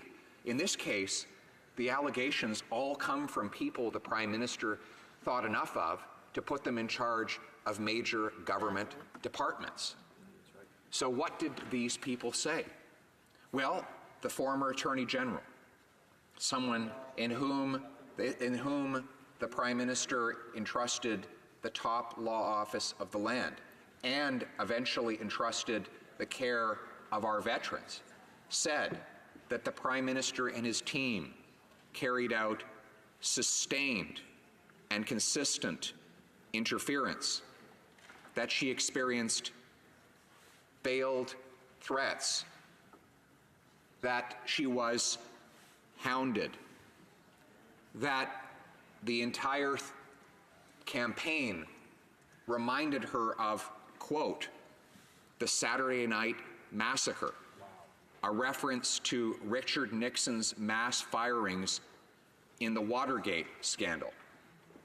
Again, to the Liberal MPs rolling their eyes on the other side of the House, these are not hyperbolic allegations from the official opposition. They are words from the Liberals' own former Attorney General. Now, of course, she couldn't possibly be believed, said the Prime Minister. His ministers have his senior team have lined up to undermine her credibility and suggest that she was just angry because she lost her dream job, as Gerald Butts called it. Only problem, kind of a big problem, she kept records. Yeah. She kept records of what happened. She kept notes. She kept texts. She kept other contemporaneous documents. And, of course, she has audio tapes to prove it all. Now, why would she have done that? Why would she have recorded a conversation with the Prime Minister's top public servant on this matter? Why? I'll tell you why. Because September, October, November, she had been hounded. Fortunately, I do have a point of order. The Honourable Parliamentary Secretary to the Government House Leader has a point of order. Yes, Madam Speaker, I suspect if you were to go over the last half hour or so of discussion or from debate from the member opposite, you'll find that we've been very patient in trying to get a good understanding. Today's debate is all about the budget 2019, and all I would ask is that the member opposite, at least every so often, use the word budget, so this way people that are watching are aware that it is a budget debate. I appreciate the information or the point of order. The Honourable Parliamentary Secretary is well aware that there is some latitude when there are debates in the House, and I am sure that the Honourable Member from Carleton will relook at his speech to make sure that he is actually addressing the budget bill, and I will send the time back to the Honourable Member for Carleton.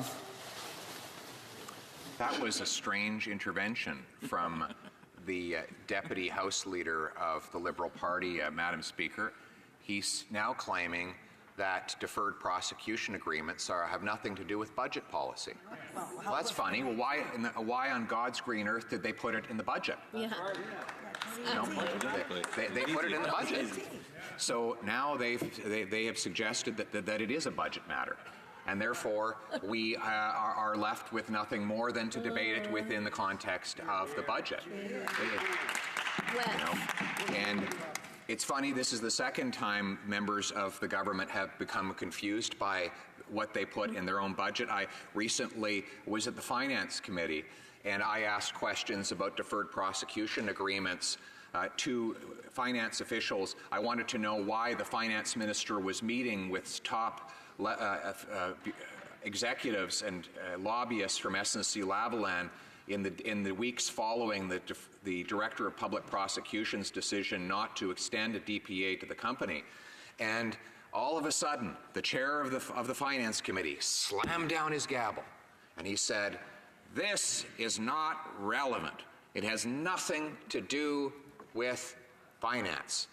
And I said to him, well, that's funny, because the deferred prosecution agreements were amended into the criminal code through legislation in the budget that was passed by the Finance Committee. Right. So this government used an omnibus budget bill to introduce this package of special deals for corporate criminals, and that's exactly why we are debating it today when the budget is before the House of Commons. Now, let me return to this issue of the audio tape, because the employment minister came out over the weekend and said it was unethical for her former cabinet colleague, the former attorney general, to tape record a conversation with the clerk of the Privy Council. And as the Attorney General wrote herself in documents released Friday, it would otherwise have been inappropriate, but for the extraordinary circumstances with which she was faced. She had been mercilessly hounded in September, October, November, and almost all of December, when she got a call from the top public servant, and she knew it was trouble. She knew exactly what was going to happen on that call because she and her staff had seen it again and again and again, 20 different times, which she has documented and proven occurred. Members of the Prime Minister's inner circle, plus the Prime Minister himself, had interfered with this case. And she knew, based on all of their duplicity and the dishonesty with which they were again and again approaching her, that if she didn't have evidence of what happened, they would lie and deny. And that is, she was absolutely right, because that is exactly what they have since done. The problem is they picked with the wrong person. They didn't realize she would keep evidence. They assumed that Canadians would never know the truth, that they would just deny her accounts and everyone would say, well, he said, she said, who knows, let's just throw up our hands and move on. Well, that's not possible when someone is as punctilious and specific as the former Attorney General. So let us consider some of the contradictions that have now been exposed since the release of her documentation. First of all, the Prime Minister, when the story broke on the front page of the Globe and Mail in February that the Prime Minister and his team had pressured the Attorney General to force her to offer the company a deferred prosecution agreement, the Prime Minister's response was that the story was false, strictly false. That's it. That's all. They would go on to make specific denials in the 48 to 72 hours that followed, saying that the Prime Minister's team neither interfered nor pressured the Attorney General in the case. Well, that story didn't last long, did it?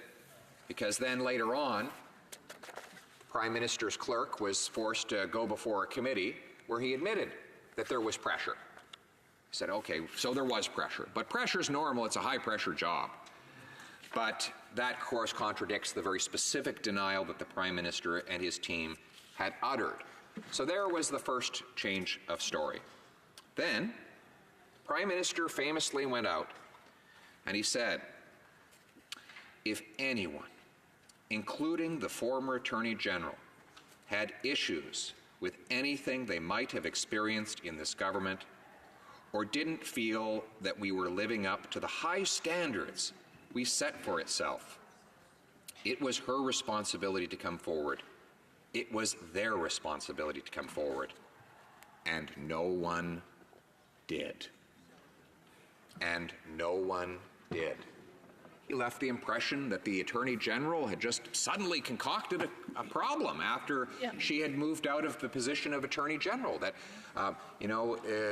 she woke up one day in February and decided she was upset with something that had happened months earlier, and nobody told the Prime Minister. He'd never heard anything about it. None of his team had heard a thing.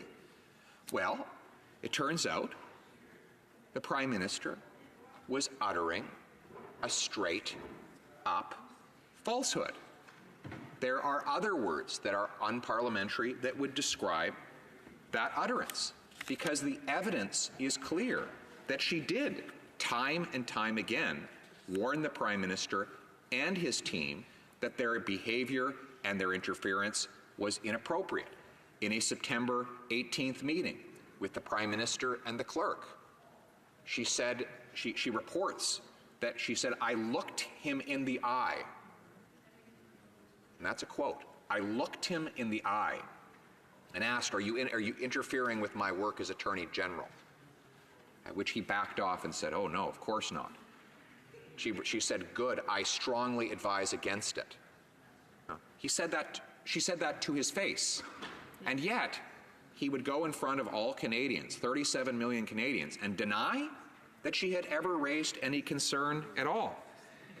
And if you don't believe her story, which she documented and put on the public record in the Justice Committee, something the Prime Minister has not had the courage to do himself, then you only need to listen to the audio conversation between the current Attorney General, the former Attorney General, and the Clerk of the Privy Council, in which at least a half a dozen times she uttered terms like, I feel very uncomfortable. This is very inappropriate. I can't believe we're even having this conversation. Over a half dozen times in that 17-minute conversation, she stated very clearly that what was happening was inappropriate, that the pressure campaign had to stop. She not only cited the conversation that she was engaged in at the moment with the clerk as an example, she also spoke to the clerk about Gerald Butts and Katie Telford's visit to her chief of staff and the pressure they applied. If you count it conservatively, as I'm fond of doing, this was over a half dozen times in this conversation that the former Attorney General raised the alarm bell to the Prime Minister's top public servant. And you know what he said? I've got a conversation coming with the Prime Minister. He's not going to be happy to hear this. Very clear in Michael Murdoch was that he was going to get off the phone with her and get on the phone with the Prime Minister. And this weekend we heard from the Prime Minister that he didn't know anything about that conversation. That his top public servant would have a conversation like that with his Attorney General about an issue that everyone in the government says the Prime Minister was very focused on. In the terms of the given by the clerk himself, the Prime Minister was firm on the issue. He's in a mood on the issue. So this was an issue very important to him. He apparently knew that the clerk was calling the Attorney General about it, but after the call happened, everyone just forgot to report to the Prime Minister or to his staff that it occurred, and what had been said in that conversation was just evaporated into thin air. And a month would go by, 2 months would go by, and the Prime Minister would never learn of all the things that we heard in that recording, not until she relayed them in a parliamentary committee months later. Give me a break, Madam Speaker. Nobody believes the Prime Minister was blind to what went on in that conversation. And his attempts to say he was will only be met with the derision of millions of Canadians who know better. It is utterly impossible to imagine he would not have known. But even if you want to imagine it, even if you believe somehow the clerk forgot to mention it to the Prime Minister, there is more evidence that the Prime Minister knew of her concerns. But before I move on to that evidence, I just want to say there's been a new explanation out about why the clerk apparently didn't tell the Prime Minister about the call. And that explanation is that everyone went on vacation. So he did the phone call with the Attorney General, in which he said, basically implored her to help the company get a deferred prosecution agreement so that it wouldn't face trial for its $100+ million of fraud and bribery. And then she said, she pushed back hard, said it's inappropriate, I feel very uncomfortable, this reminds me of the Saturday Night Massacre. This explosive conversation happens. And what do you do after a talk like that? Oh, you're so exhausted, you go on vacation. And so everyone just up and left for Christmas. But the problem is they didn't. Now we have public records that the Prime Minister's vacation didn't start for another 48 hours. Now, the clerk and the Prime Minister speak daily, sometimes hourly, and of course it would have been very easy for him to report the conversation. Furthermore, whatever vacation the Prime Minister had, it wouldn't have lasted longer than a week or two, in which case he would have known about it in January, well before the cabinet shuffle. Just ridiculous. So, and then finally, we have the testimony from the clerk before the Justice Committee that this Prime Minister can be reached 24/7. Through the switchboard. Through the switchboard. Pick up the phone. Anybody's ever called the Prime Minister's switchboard, it's an interesting experience. You just call up and ask for anyone in the world you want. They put you on hold for about 30 seconds and you got them. It's a pretty impressive system of communication they have. But somehow it didn't work in the Prime Minister's office for the month following this extraordinary interaction. He just couldn't get a hold of the Prime Minister. You know, one day he's surfing in Tofino, then the next day, you know, he's doing something else. It's just absolutely impossible for the clerk to relay this extraordinary conversation about an issue that was extremely pressing.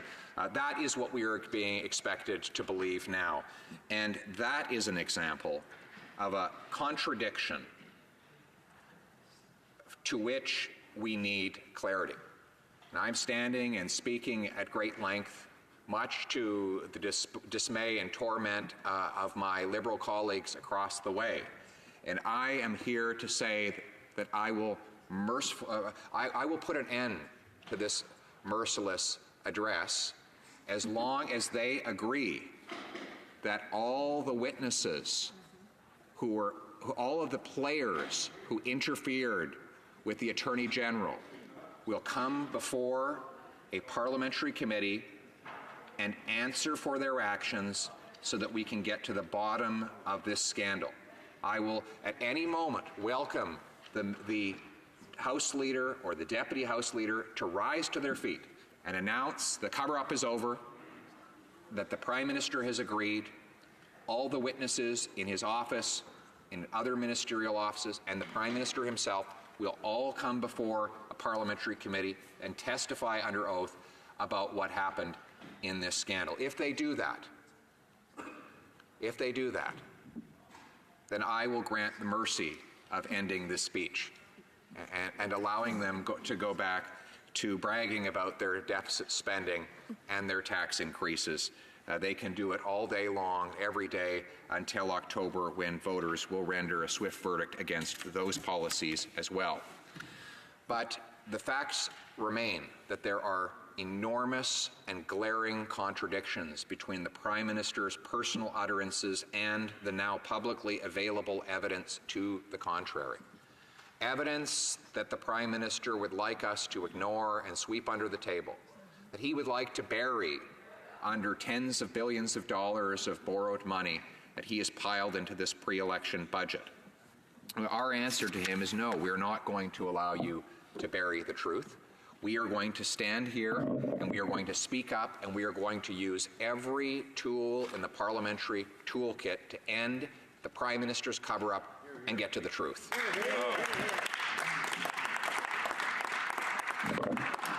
Now, for a moment, I'd like to comment on the methodology of the cover-up itself. We've talked about the apparent crime. Now let's talk about the cover-up. This government came forward with a massive new deficit spending budget. It is a promise-breaking deficit. Now, the Prime Minister promised during the last election he'd have 3 tiny deficits never to exceed $10 billion, followed by a balanced budget in the year 2019. In fact, as he put it, the budget will balance itself. And that was supposed to happen in the here and now. Instead, we've had deficits that have already totaled $60 billion, 3 times the total he promised. And the budget deficit this year is $20 billion more. Again, in a year in which there was supposed to be no deficit. Now, in this pre-election budget, in order to distract from the Prime Minister's SNC-Lavalin scandal, he added $41 billion in new cash spending, basically taking a fire hose and spraying cash in all directions in the hopes that grateful Canadian voters would be distracted from his personal conduct and vote for him in spite of all that he's done. But Canadians know that spending to distract from a scandal before an election is always followed by higher taxes after the election. And that is exactly what is happening in this case. This is, as I said earlier, the Kathleen Wynne three-step. Massive scandal, massive spending to distract from that scandal, and massive tax increases to pay for it all after the election is over. Now, what evidence do we have of the Liberals' intention to raise taxes after the election? Well, let's start with the first and most obvious piece. They've already done it once. Best indication of future behavior is past behavior. This government came into office promising it would never raise taxes on the middle class, and then they went ahead and did exactly that. They took away the children's fitness tax credit, the public transit tax credit, income splitting, which made life a little fairer for families with a single income or where one spouse earned more than another. They raised the CPP premiums. They even targeted small businesses with specific tax increases going to small family-owned operations.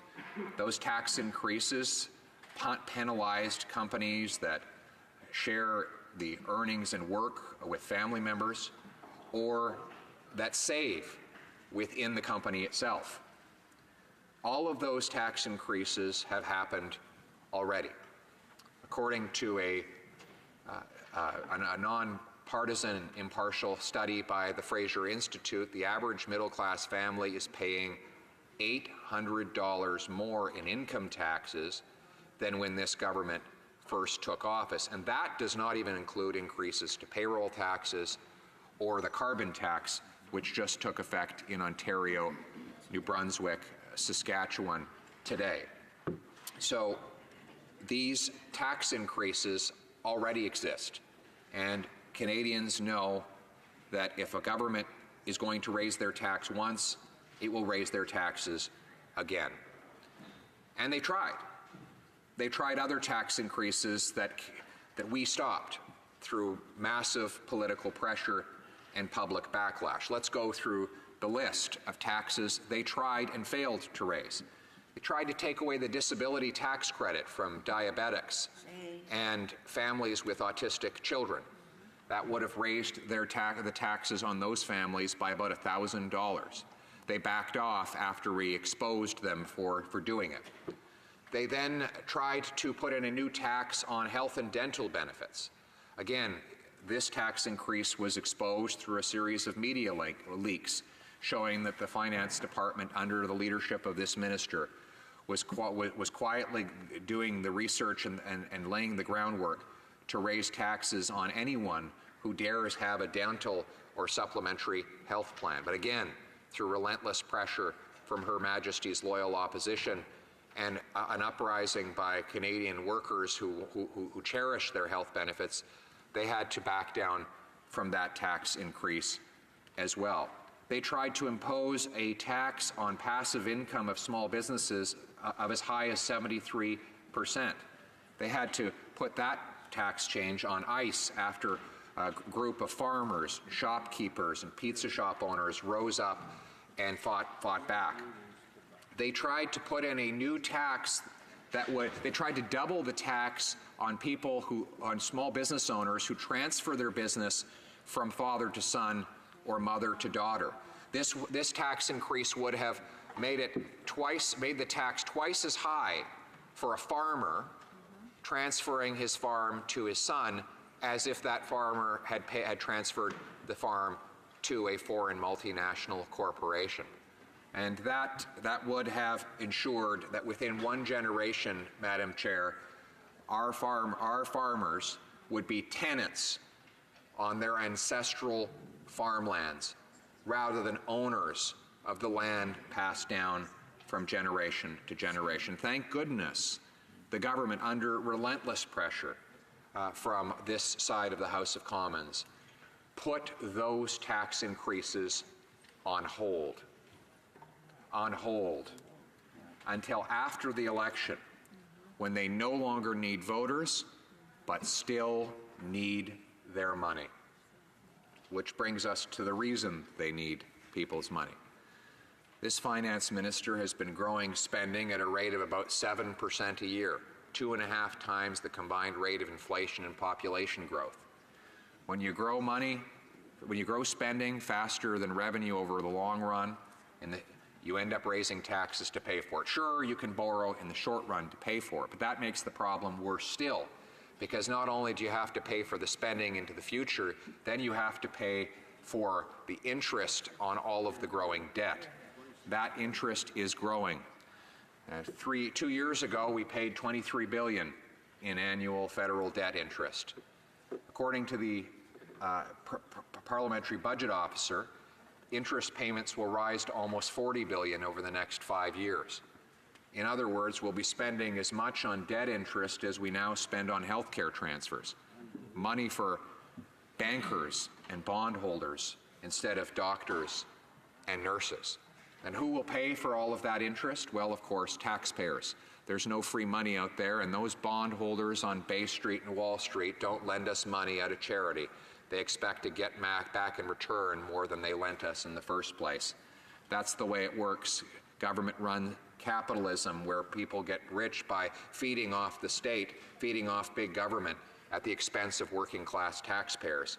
And that is actually an example of a wealth transfer, one that we too often forget about. Those who claim they believe so fervently in social justice have no problem whatsoever taking money from the lady who bags groceries at the corner store to pay interest on the national debt to wealthy multimillionaire bondholders that own the government's debt. It is a direct transfer from the have-nots to the have-yachts. And it is a transfer of wealth with which this government seems to have no problem as they carry out an unprecedented engorgement of spending that will cost working class families, present and yet unborn. That is the reality of the debt, and we know that that debt will metastasize into tax increases if not brought under control in the near future. Now, we've seen the consequences of rising debt right here in the province of Ontario, where Kathleen Wynne and Dalton McGuinty, the Prime Minister's two mentors, whose policy agenda was crafted by Gerald Butts, made Ontario the most indebted jurisdiction in all of North America. More debt as a share of GDP than any of the 50 states or 10 provinces. And now, the province is faced with a $14 billion deficit and nothing but ugly decisions ahead of it. You'd think that the Prime Minister would learn from the mistakes of his mentors, that they'd sit him down and say, Prime Minister, I know you're trying to follow in our footsteps, but please learn from the errors of our ways. But apparently they haven't. He'll make the same mistakes over and over and over again, as is customary when people don't learn from history. So that debt will mean today's debt will mean tomorrow's taxes if this Prime Minister is re-elected. But I don't need to just talk about tomorrow. I can talk about today. Today is April Fool's Day. And the joke is on taxpayers. They have shown up at gas stations across Ontario and Saskatchewan, and they have seen gas prices rise. And they're up 4 cents just in one day. But don't be fooled just because it's April 1st. That's only the beginning. The Prime Minister admits, this is in their published documents, that the tax will more than double from $20 today to $50 per ton of carbon in 3 years. Now, he will not tell us how much that tax actually costs people. Oh, sure, they put out public relations documents claiming that the full implementation of the carbon tax will only cost a family of 2 in Ontario about $600. But that assumes they're telling the truth. The carbon taxes are notoriously insidious because all of the costs are embedded in literally millions of products. Anything that is made with or transported by energy becomes more expensive. Sometimes that expense can compound because a single product, like, for example, a plastic pipe, for example, will have petroleum products in it. Well, the carbon tax will make the raw material more expensive. Then heating the factory becomes more expensive. Then operating the machinery to run the systems becomes more expensive. And then in most provinces where we use gas or coal to electrify our economy, electricity becomes more expensive. Then when the product is finally manufactured, it has to be transported to a store, and that transportation is more expensive. So you see, through one product, you're compounding the tax over and over and over and over and over and over and over again, until it finally reaches the storefront where the consumer buys it, and they pay HST not just on the product, but on all of the carbon tax pricing embedded in the product.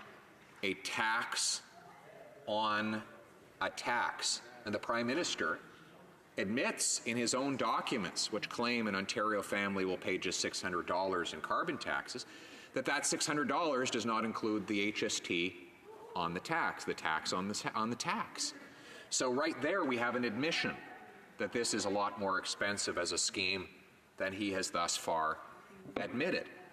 And furthermore, even if you take out HST, can we really believe that it will cost just $600 in Ontario or $1,000 in Saskatchewan? Well, the answer is no, because I have filed something called access to information requests to get all of the documents which point to the costs of the carbon tax, and to get those documents so I could publish them for the Canadian people. Well, there's good news and bad news. Good news, I got the documents. Bad news, all the numbers are blacked out. In other words, you can find out that it costs money, you just can't find out how much. And so Canadians are expected to just take the Prime Minister at his word when he gives us the quote that the carbon tax will cost just $600 in Ontario. If he's right, then why wouldn't he release all the source documents? You just put them out there and let the chips fall where they may. If I'm wrong, and in fact the carbon tax doesn't cost a penny more than $600 in Ontario and $1,000 in Saskatchewan, well, just put the unredacted documents out and let everybody analyze them for accuracy. But the excuse the government is giving is that the numbers represent advice by public servants to ministers, which is always confidential. Well, I'm not looking for the advice.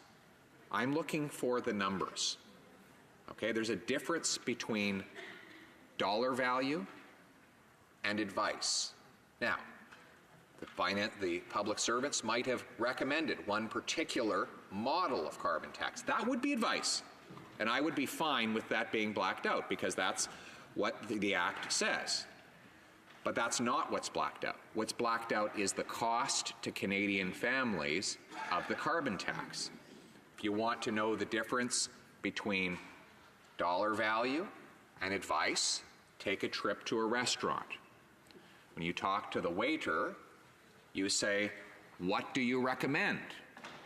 Now, his recommendation would be advice. But the price on the menu would not be advice. Now, the price might lead to a recommendation, but it is not itself a recommendation. And therefore, the government's legal justification for blacking out these numbers is false. That's why the Information Commissioner is investigating Finance Canada and Environment Canada, because the preliminary finding of that commissioner is that, in fact, no. The information is not to be redacted, it is to be made public. But we continue to wait and wait and wait, presumably until after the election, to find out the true cost of the carbon tax. Because the government is confusing two different concepts. Advice versus price. Canadians want to know the price of the carbon tax. How can we do a cost-benefit analysis if we don't know the cost? It is half of the equation. You know, it is the difference between these two different things is profoundly at the heart of my complaint to the Information Commissioner, and I believe that ultimately, if the government does not relent, eventually the Information Commissioner might have to take this government to court and demand the full and final disclosure of this material. We don't have to take it that far. Let's not spend money on lawyers. Let's not go before court. Let's not have this government found covering up something else. Remember, the reason they're in so much trouble right now is because of a cover-up. They don't need to extend scandal cover-up to a carbon tax cover-up. Just give us the numbers and then let Canadians decide if this tax and this government are worth the price.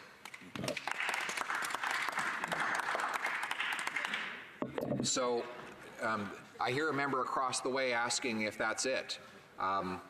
Just end the cover-ups, and it will be it.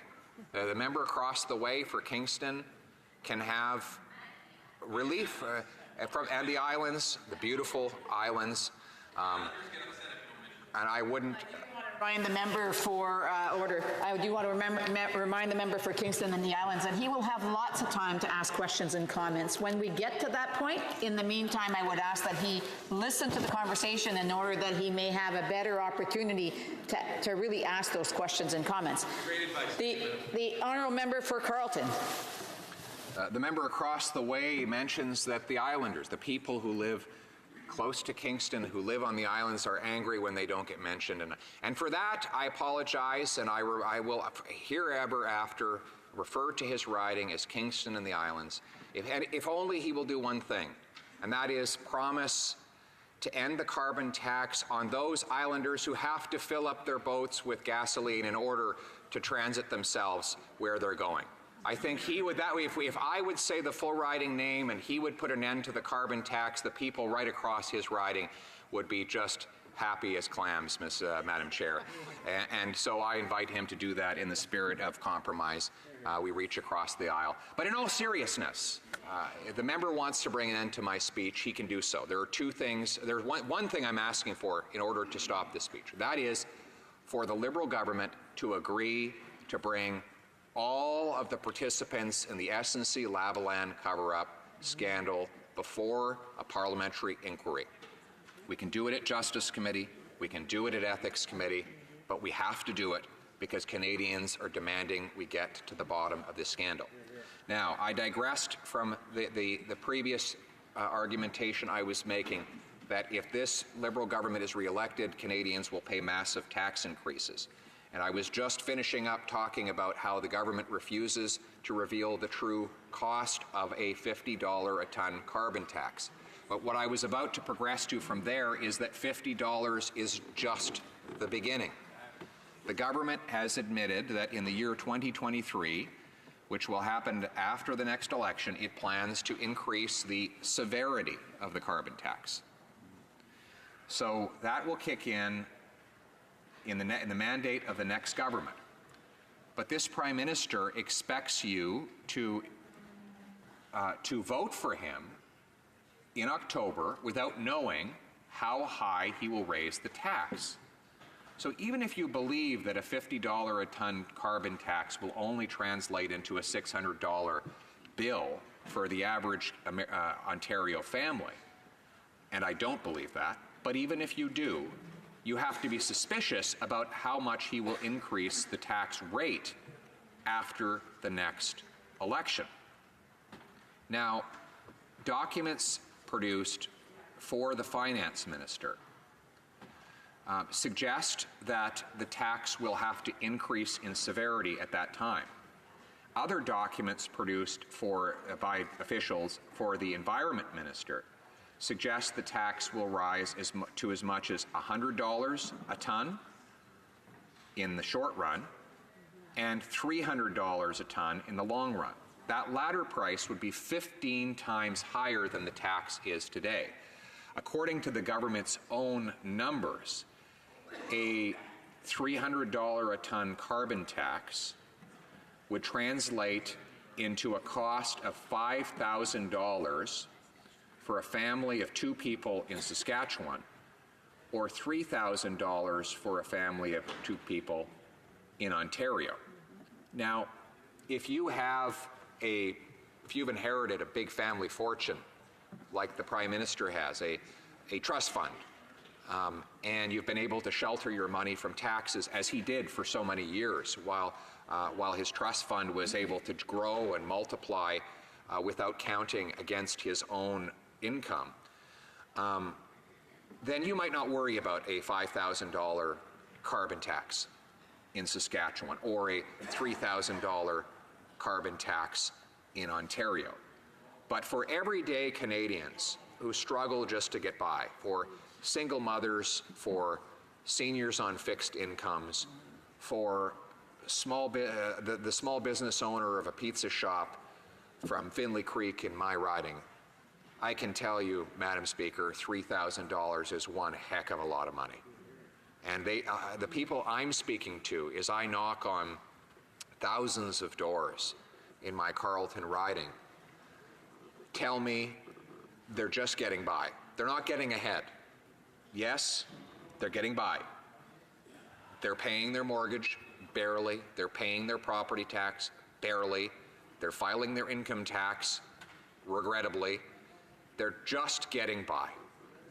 They cannot afford a $3,000 a year carbon tax. Now, I have to give the Prime Minister some kudos for his Machiavellian scheme, because he, under guidance of Gerald Butts, have come up with a scheme to get them through the election.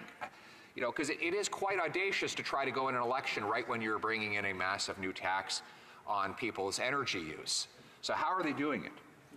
Well, they're going to give people a few bucks in rebate checks before the election, and then hit them with thousands of dollars in higher taxes after the election. So it is very clever, right? So people think, you know, look, yes, gases and home heating are going up by 10% or so.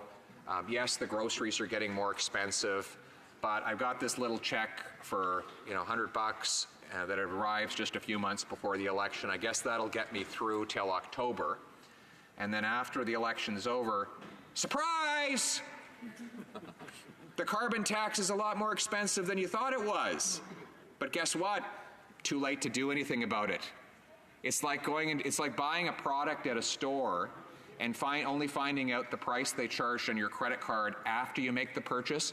Oh, and there's no return policy. You're stuck with it, paying for it for 4 years. That's the Prime Minister's scam. It is the carbon tax cover-up. Give people some assurance before the election, and then raise their taxes after the election, when the Prime Minister no longer needs voters but still needs their money. Now, this tax increase will cost people a fortune, and the Prime Minister knows something about fortunes. He inherited one. He inherited a multi-million-dollar family fortune from his grandfather, who ironically made his money with an empire of gas stations. The same gas stations where the Prime Minister's tax is taking effect today. And I want to say the Prime Minister's grandfather was an example of a great Canadian, an entrepreneur, somebody who started from, I understand, reasonably modest means, but went out and built something great. And he passed that fortune down through Pierre Elliott Trudeau, who, as a result of his father, didn't have to work a day in his life, and then on to this Prime Minister, who has enjoyed a similar privilege. Now, the Prime Minister kept that fortune in a trust fund, and it was called a testamentary trust fund, which had a special tax treatment that allowed him to avoid paying the same tax rates on that income that other Canadians would have to pay. And he kept it in that trust fund right through until 2014, when he rose in the House of Commons and actually voted against a bill by the former Harper government that got rid of the trust fund loophole. So ironically, the Harper government was getting rid of this trust fund loophole, and the current Prime Minister, then an opposition MP, stood up and voted his personal interest to keep that loophole in place. And after all, why should you be surprised he had benefited from it for so long? But I say this because I think it gives us a window into his state of mind. He believes that there is no such thing as scarcity, that you can just get money from someone else, make others pay for your mistakes. You know, people who come from a working class background, who grow up with their parents saying, look, Johnny, you can ski or you can skate, but you can't do both, okay? We can go to the cottage, or we can go to Disneyland, maybe, but we definitely can't do both. That's the basic scarcity that most middle-class kids grow up with. And so when they get a job, they have to pay off their student debt, and they know there's scarcity. And so they make responsible decisions in their early 20s to pay down that debt so that then they can get a mortgage and buy a house. And people who have grown up with those kinds of preoccupations have a different outlook than this Prime Minister, who's never had to worry about money. He doesn't worry, he's never had to worry about his own money, so he doesn't worry about anyone else's either. And that has informed the fiscal policy that he brings to the floor of the House of Commons. But in the real world, where people have to work for a living and have to live within their means, they understand some basic things like you can't borrow your way out of debt, you can't tax your way to prosperity, and you can't just make others pay for your mistakes. They understand those basic rules of life that have allowed them and all of us to build an unprecedented level of prosperity in this country and in countries like ours. It's the free market system, right? You know, it's the basic idea that through the voluntary exchange of work for wages, product for payment, interest for investment, people trade what they have for what they want, and because there's a willing and voluntary partner on the other end of the transaction, everyone's always better off when they do. If I have an apple and want an orange, you have an orange and want an apple, and we trade, we each have something more valuable to us than we had before, even though between us we still just have an apple and an orange. And that is the genius of the voluntary system of free exchange and free enterprise. The Prime Minister doesn't believe in free enterprise. He believes in crony corporatism. He believes economic resources should be moved around by government, that economic decisions should be political rather than voluntary, that we should move money by mandatory taxation rather than by voluntary exchange. And we see that in the crony corporatism that he has played out as Prime Minister. You know, he gave a $400 million interest-free loan to his friends at Bombardier. Well, what effect did that have? Well, the company, since getting that taxpayers' money, has moved the jobs to South Carolina and the intellectual property to Europe. So in other words, South Carolina got the jobs, Europe got the intellectual property, and Canadian taxpayers got the bill. So what would have motivated him to do something like that? Well, it turns out that the billionaire Bombardier Baudouin family owns 53% of the company's shares. Normally, when a company like that is short of cash, they sell more shares. But that would dilute the interest of the billionaire family and cause it to become a minority, cause them to become a minority shareholder. In that case, this billionaire family would lose control of the company. So instead of issuing more shares, they asked the government for a handout. And they had a willing partner in this Prime Minister who was happy as a clam to give it to them.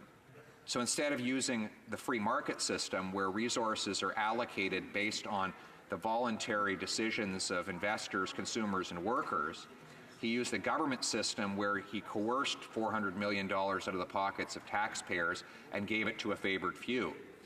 And the difference between these two different approaches to economics is this. In the free market, you get ahead by having the best product. In crony corporatism, you get ahead by having the best lobbyist. In the free market, your business has to obsess about pleasing customers.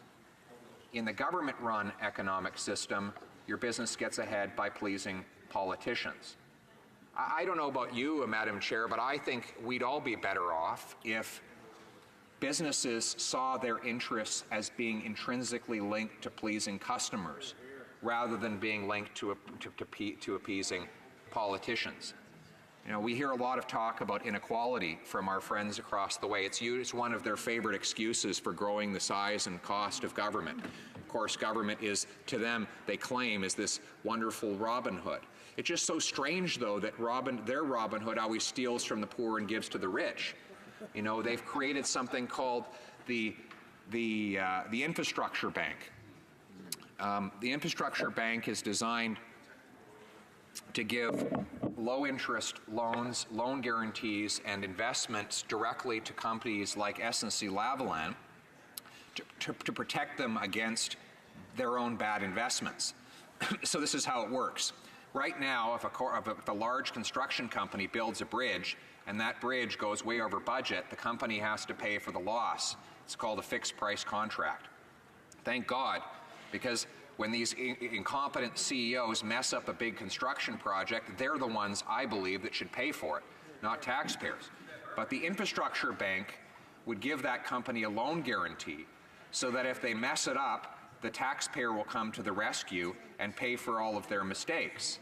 So in other words, we have another example of where these large construction companies and the private equity and investment bankers that back them up will get protected against their own incompetence by the taxpayer.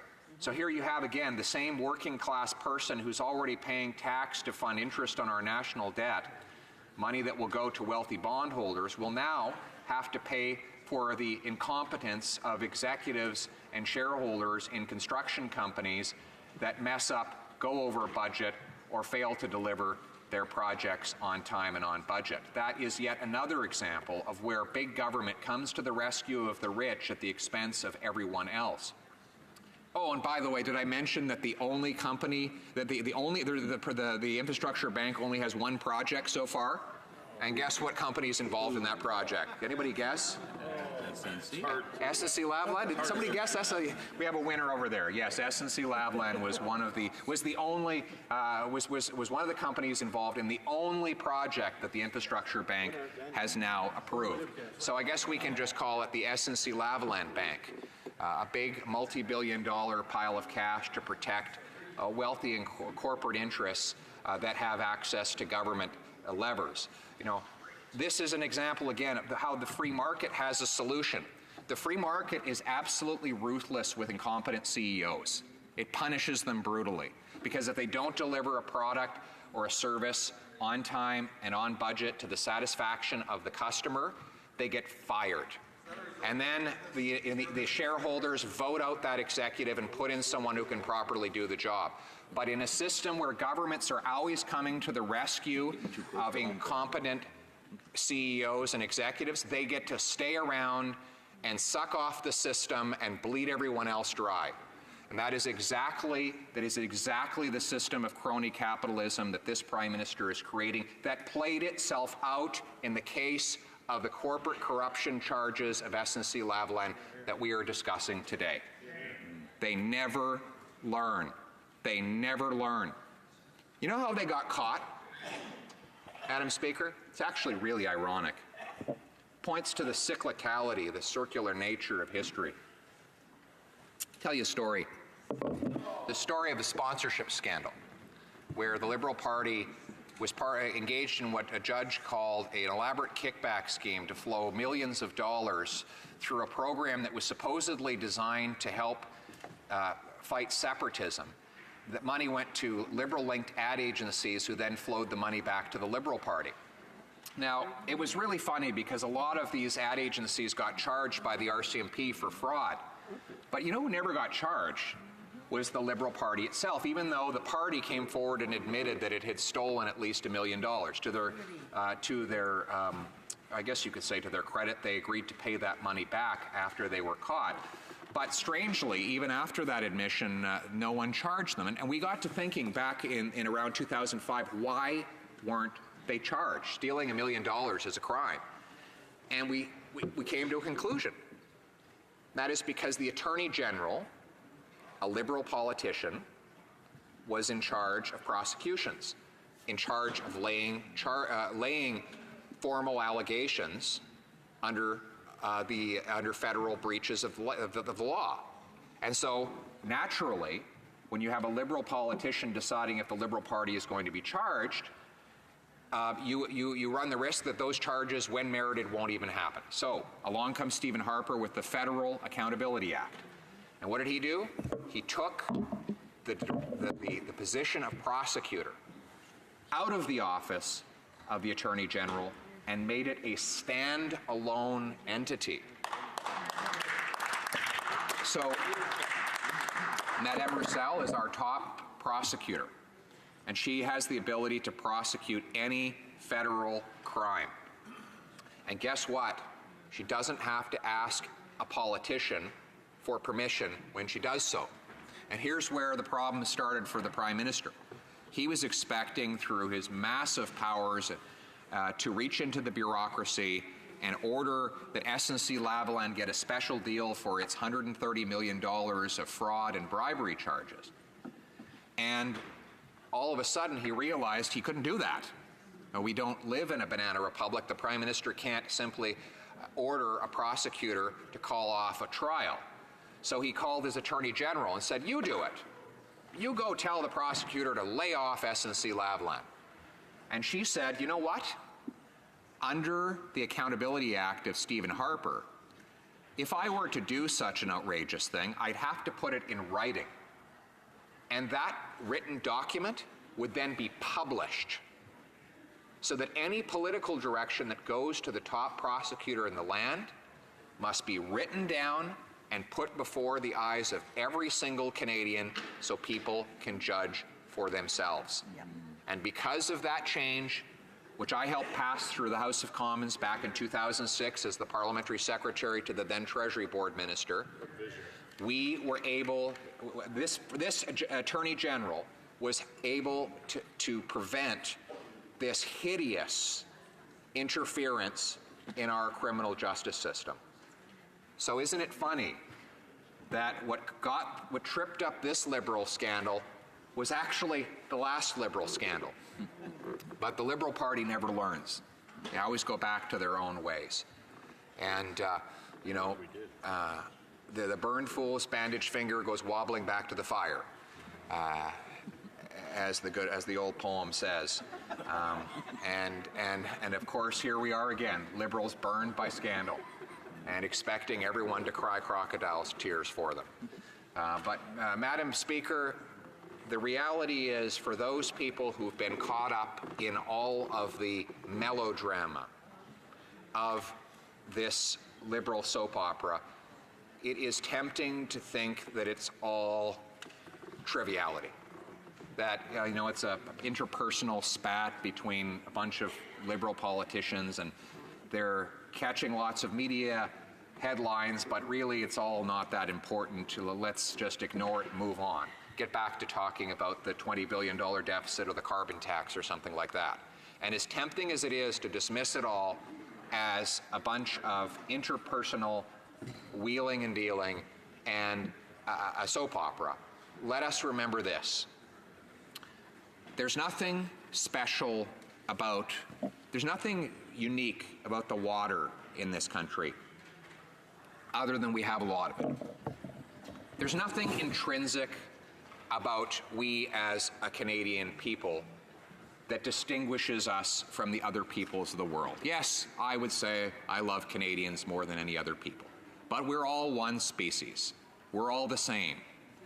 But what makes Canada enjoy such a superior standard of living, again, is not that we have something special or magical in our water or in our people. It's that we have freedom under the law.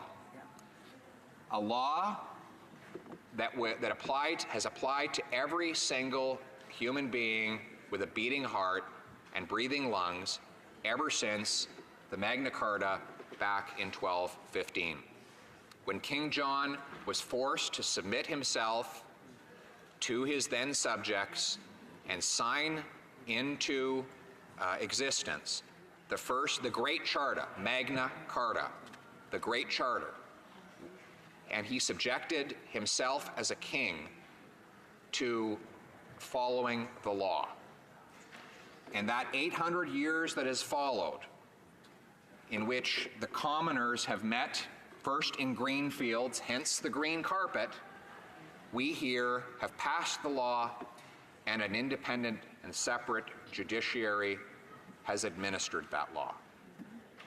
And it has been a tradition that the Crown and all of the people in the court are subject to the law just like everyone else. That is why you might be the greatest and most powerful corporation that ever existed. You might be the wealthiest man on earth. But in the court of law, the mighty are made low. Everybody is equal.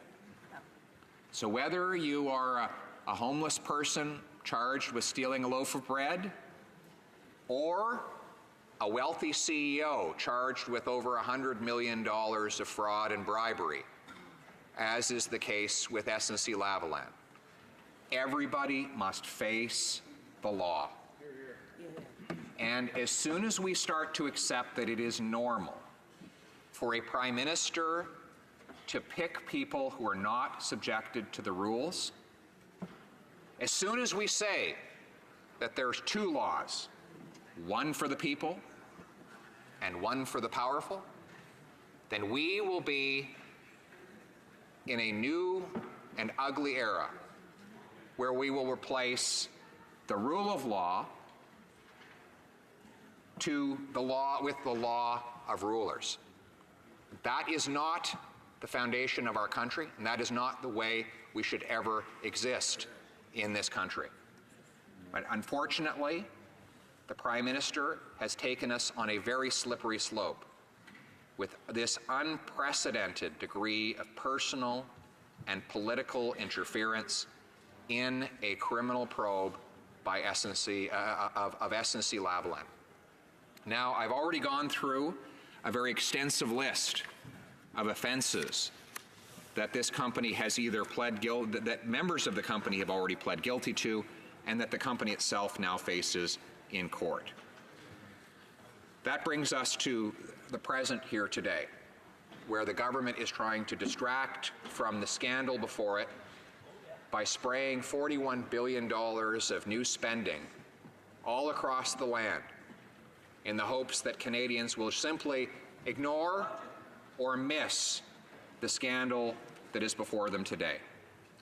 Now, a member across the way screamed out, "What about the budget? Why can't we just move on to talking about all of the deficits and the tax increases instead of talking about the scandal?" he wonders. The answer is, if he wants to talk about something else, there's a very easy way that we can do that. Tell the truth. Just let all the facts come out. I think if the Prime Minister had done that at the outset, instead of trying to cover it up, instead of stating repeated falsehoods about the affair, if he had instead just stepped up to the plate and revealed everything he had done to interfere with the Attorney General's role and to block this criminal trial for this Liberal Link Corporation, it would have been politically damaging, but at least we would have been able to move forward. But as is so often the case, the cover-up is just as bad as, or perhaps worse than, the crime itself. And hence here we are today, having to pull facts out of the Prime Minister one by one like a rotten tooth. And Madam Speaker, I have a solution to that. That is, to bring all of the players who are alleged to have interfered with the Attorney General before the Justice Committee or before the Ethics Committee, have each and every one of them testify under oath about what they did and what they know. And when that happens, we as Canadians will be able to judge what happened here and whether the Prime Minister is culpable for making it happen. And if he has absolutely nothing to hide, well then surely he will say yes to this request. At the very least, he will succeed in making me stop this speech, which I know that members of the other side are not enjoying at all. And if he cares at all about their well-being, well, I think Steve likes it. Although I'm told that on this side there's a different opinion.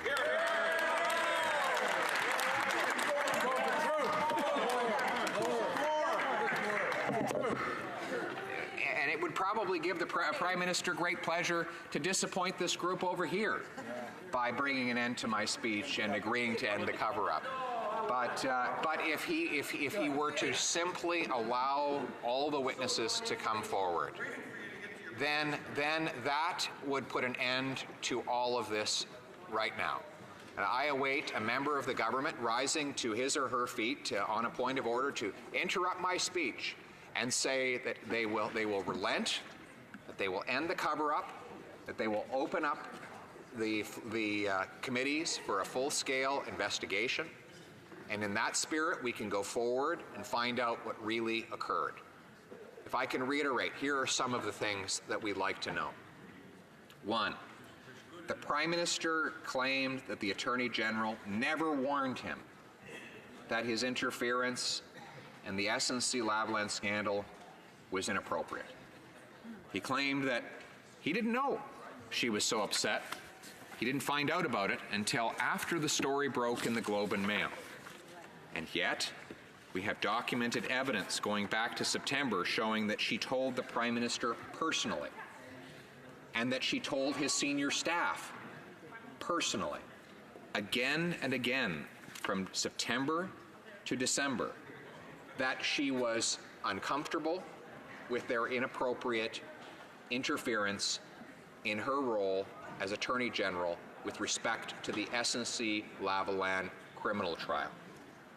We want to know why the Prime Minister looked 37 million Canadians in the eye and told them that he knew nothing of the Attorney General's complaints, that it was all news to him, and that he, and I'm going to quote him, if anyone, including the former Attorney General, had issues with anything they might have experienced in this government or didn't feel that we were living up to the high standards we set for itself, it was her responsibility to come forward. It was their responsibility to come forward, and no one did. We now know that statement delivered at a press conference February 15th was patently false. Why won't the Prime Minister come before a parliamentary committee, put his hand on the good book, and testify to explain why he would have made a comment like that to 37 million Canadians when he knew it was not true? Next, we want to know about the inconsistencies in this scandal. The Prime Minister has offered varying and confusing explanations about why the Attorney General was moved out of her position to Veterans Affairs. First of all, it was Scott Bryson's fault. Remember that old line? Scott Bryson left as Treasury Board President, and so we had to get rid of our Attorney General. It's a whole intricate story of musical chairs that resulted from this one man leaving, even though she wasn't the one who replaced him in his job. And then last week, we heard a funny news story that the reason the Prime Minister moved the Attorney General is because she wanted to appoint to the head of the Supreme Court a respected judge who just wasn't liberal enough. And if he had been more liberal, then the Prime Minister would have been more happy with his Attorney General and would have kept her in that position. But that was the latest explanation on why she was moved out as Attorney General.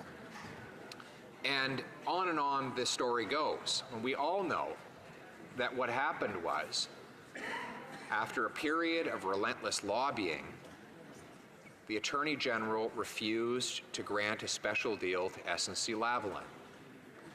In December, on the 19th, she told the top public servant in the Prime Minister's government that she was, quote, waiting for the other shoe to drop. She compared it to the Saturday Night Massacre, when Richard Nixon fired his whole staff to try and cover up Watergate. She said, I'm waiting for the other shoe to drop. And then, of course, a month later, it did drop when she was moved out as Attorney General after this collision she had with the Prime Minister over his intention to give a special deal to SNC-Lavalin with respect to the criminal charges it faced for fraud and bribery. So we want to know, what was the real reason the Prime Minister moved his Attorney General? What is the Scott Bryson story still real? Or is it still the current one? Or are we now moving on to the story about her picking judges that are not liberal enough? The former Attorney General has a very simple story, and she stuck to her story. And that story is that she was moved out because she refused to grant a special deal to this company. We want to know the truth in that matter. We want to know about why it was that the Chief of Staff to the Finance Minister repeatedly hounded and used threatening language in writing, text messages we've now seen, to senior staff in the Attorney General's office. We also want to know about this story about jobs. The government initially claimed that the reason why the Prime Minister was so anxious to prevent the criminal charges was that SNC-Lavalin would leave Canada if the charges went ahead. Oh, we now know that's not true. The company has a $1.5 billion loan agreement with the Quebec Pension Plan, requiring that it keep its headquarters in Montreal, where, incidentally, it's just signed a 20-year lease on its building and is making major renovations to accommodate its roughly 2,000 Montreal employees. We also know that the company has $52 billion worth of contracts, the 5 biggest construction projects in the country. Madam Speaker, construction projects can't leave the country because the construction has to be done at the construction site. In other words, it's not possible for SNC-Lavalin to get up and ship out tomorrow if it faces charges, and the CEO of the company has confirmed that he made no such threat. Finally, the government keeps claiming that if the charges went ahead, that the company would lose access to federal contracts, costing the company billions of dollars and many, many jobs. But we also know that's not true, because the government, in December of 2015, gave an exemption to SNC-Lavalin, allowing it to continue to bid on federal work, even though it had previously been banned because of charges of corruption and bribery. So, in other words, the government has the ability to extend an exemption to SNC-Lavalin again if the company is convicted of corporate corruption.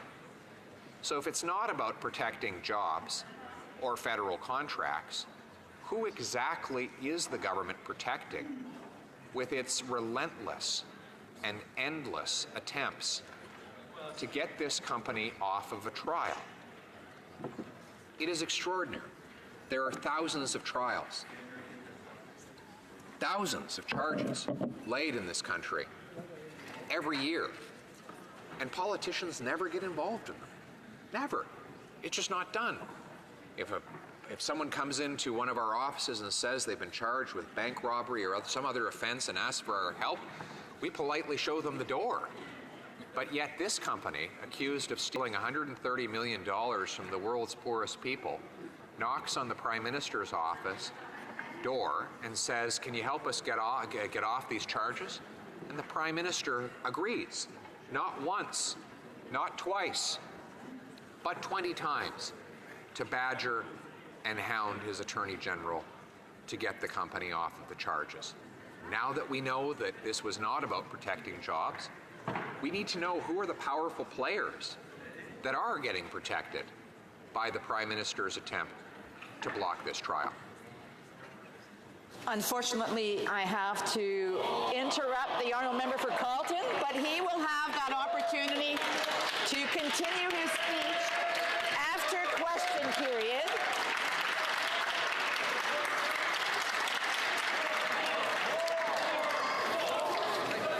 So, as mentioned, the honourable member will be able to continue his speech after question period. Statements by members. L'honorable député. The Honourable Member for Rivière-du-Nord. Madam Speaker, it was insulting enough to see the Conservatives challenge Quebec's right to self-determination before the courts. But now the Liberals are going further. They're now arguing, in English only, that Quebec's independence would be illegal without permission from the rest of Canada. Madam Speaker, I want to join the entire National Assembly of Quebec in stating once again that Quebecers' right to determine their own fate is non-negotiable. On behalf of the nation of Quebec, I'll say it again, whether we support independence or not, our future belongs to us and no one else. I want to reiterate that regardless of what is said or done, Quebec is a distinct and free society that is capable of controlling its own fate. The only people whose permission we need to make Quebec a country is the permission of Quebecers. Let it be clear, Quebecers will not let our democracy be subordinated to Ottawa's will. The honourable member for Kelowna Lake Country. Madam Speaker, the Canadian aerospace industry is an important economic driver in every region of the country. British Columbia, for example, has the third largest aerospace footprint with over 200 companies directly or indirectly employing nearly 30,000 workers. In my riding of Kelowna Lake Country, both KF Aerospace and Carson Air continue to have a growing need for experienced aircraft maintenance engineers and technicians. In fact, Canada-wide, nearly 5,300 new aircraft technicians will be needed by 2025. As with the current pilot shortage, it's important that public and private sectors work together to engage the next generation of aircraft maintainers. Madam Speaker, aviation connects Canada. The health and well-being of this sector is of critical importance to our economy, and it deserves our utmost attention. Here. The honourable member for Foothills. This helps to raise a glass for some hardworking Canadians, our brewers, our winemakers, distillers, farmers. They deserve it because after today their life will be much more difficult as Canadians will have to pay more to enjoy their world-class local products. Shame. Because today the Liberals are increasing the price of everything, but not just through the carbon tax. The Liberals' never-ending escalator tax increases the cost of beer, wine, and spirits for the third time in 2 years. Liberal tax grab after liberal tax grab. And the rest of us, we're going to have to pay over and over as the escalator tax increases each and every year. I know this is April Fool's Day, and I wish this was a joke, but it's not. This industry supports more than 150,000 middle-class jobs. We're in the middle of a canola crisis, but now our barley, wheat, rye, and grape growers are also going to have to pay the price for Liberal failures. It's time for sober second thought. The Liberals need to repeal this pocket-picking tax on Canadians and stop taxing the fun out of April Fool's Day. The Honourable Member for Hull-Aylmer. Mr. Speaker, this week, 338 hardworking young women are on Parliament Hill to share their vision for Canada as part of Daughters of the Vote. I'm proud to announce that this year, one of the members of my youth council, Chloe Chaudron, was chosen to represent the riding of Hull-Aylmer. Chloe is a psychology graduate from the University of Quebec en Outaouais and now works in the riding for the Association québécoise de défense des droits des personnes retraitées et pré-retraitées. Je me suis levé dans... I rose in this House to honor my two youth councils and to recognize the great work of this young person from my region. As I said last week, today's youth are not just the future, but the present. And Chloe, we're all with you, and we support you and wish you good luck this year. Honourable Member for Windsor-Tecumseh. Steel dumping, steel tariffs, government loans with no Canadian content obligations, no basic manufacturing strategy, massive auto layoffs. We heard devastating news last week. This time, it's our Chrysler Windsor assembly plant and feeder plants like Indogram that are hit. Yet, nowhere else but in Windsor-Tecumseh and the rest of Essex County will you find the concentration of vast talent and innovation and the premier workforce to support it. Our Chrysler Unifor Local 444 workers are proud of their work, and we're proud of the products they make and the reputation they give Canada on the world stage. That's what all workers want, Mr. Speaker, from their livelihood is to work for a reputable company putting out reputable work, good jobs. The current Liberal government is just... Member for London North Centre. Mr. Speaker, I rise to highlight the legacy of a remarkable Londoner, Mr. Peter Harding. During his stellar career with the London Fire Department, Peter rose through the ranks to become Deputy Chief prior to retiring in 1998. He also volunteered for 37 years with the St. John Ambulance Brigade, obtaining the rank of Provincial Superintendent, was a chartered member of the London Area Food Bank, and served on the Irish Benevolent Society Board of Directors. In 2003, Peter was given the honor of being knighted as a Knight of Justice. Devoted to his church and a member of the Knights of Columbus, Peter worked tirelessly to build London. On December 4th, sadly, Peter passed away due to ingesting carcinogens during his career as a firefighter. Last week, the City of London voted to rename Fire Station Number 4 in his honor, a fitting tribute for all Peter has contributed to our city. To Peter's wife, Janet, to their children, to his grandchildren, indeed to his entire family, please know that Peter was a hero, and Londoners for generations will continue to learn of his legacy. Thank you very much, Mr. Speaker. Honourable Member for Selkirk Interlake Eastman. Mr. Speaker, starting today, the Prime Minister is sticking Canadians with this punitive carbon tax. But Canadians are no fools, and they know they'll pay more at the pump, more to heat their homes, and more for food to feed their families. It's no laughing matter to punish people with a useless tax just to get from point A to point B when they live in rural communities or on farms. The Liberal carbon tax starts at $20 per tonne, goes up to $50 in 3 years, and the Liberals are planning to increase it to $300 per tonne. For many Canadians who are barely making ends meet, this crippling carbon tax is more than a bad joke. Shame on this government for forcing Canadians to pick between being warm in the winter or feeding their families. The Prime Minister is wildly out of touch with reality, and his vindictive carbon tax is a form of extortion on rural Canadians. As Conservatives, we understand that fuel, food, and heat are not luxuries. They are the necessities of life, and a Conservative government in October 2019 will eliminate all tax on home heating and axe the carbon tax. The Honourable Member for Malpeque. Mr. Speaker, I rise today as a proud Islander to recognise Roy Painter of Kensington PEI for his incredible accomplishments at the Special Olympics World Games last month in Abu Dhabi. Roy brought home 4 medals in swimming: gold in the 200-metre freestyle, gold in the 100-metre breaststroke, silver in the 4x50-metre relay, and bronze in the 100-metre backstroke. Roy earned his place on Team Canada through a strong showing at the Special Olympics Canada Summer Games in 2018, where he took home 5 medals, including 2 gold. For Roy, the competition isn't just about medals. It's about meeting new people, making new friends, and being part of a team that supports each other in common goals. For Sarah, Roy's mother, who coached him all these years, what a proud moment. Roy, you are a role model, and you've made your country, your province, and your community proud.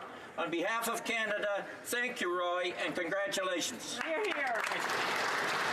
The Honourable Member The Honourable Member for Tobique Mactaquac. Speaker, I rise with great sadness to honour the memory of Tobique Mactaquac constituent and noted forestry advocate Peter DeMarsh, as he was among the 18 Canadians who died in the Ethiopia Airlines Flight 302 tragedy. Peter was the chair of the International Family Forest Alliance and president of the Canadian Federation of Woodlot Owners.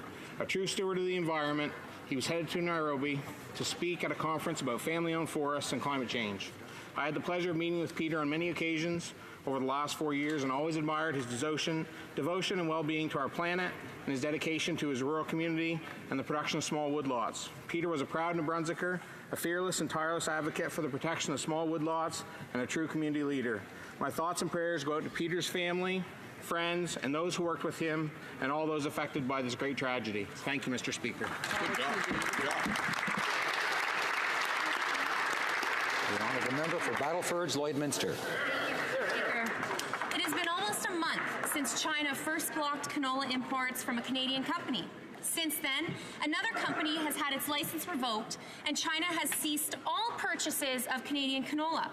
We know that Canada produces the highest quality of canola in the world. This crisis is not about product. It is about politics, and it requires immediate action to resolve it.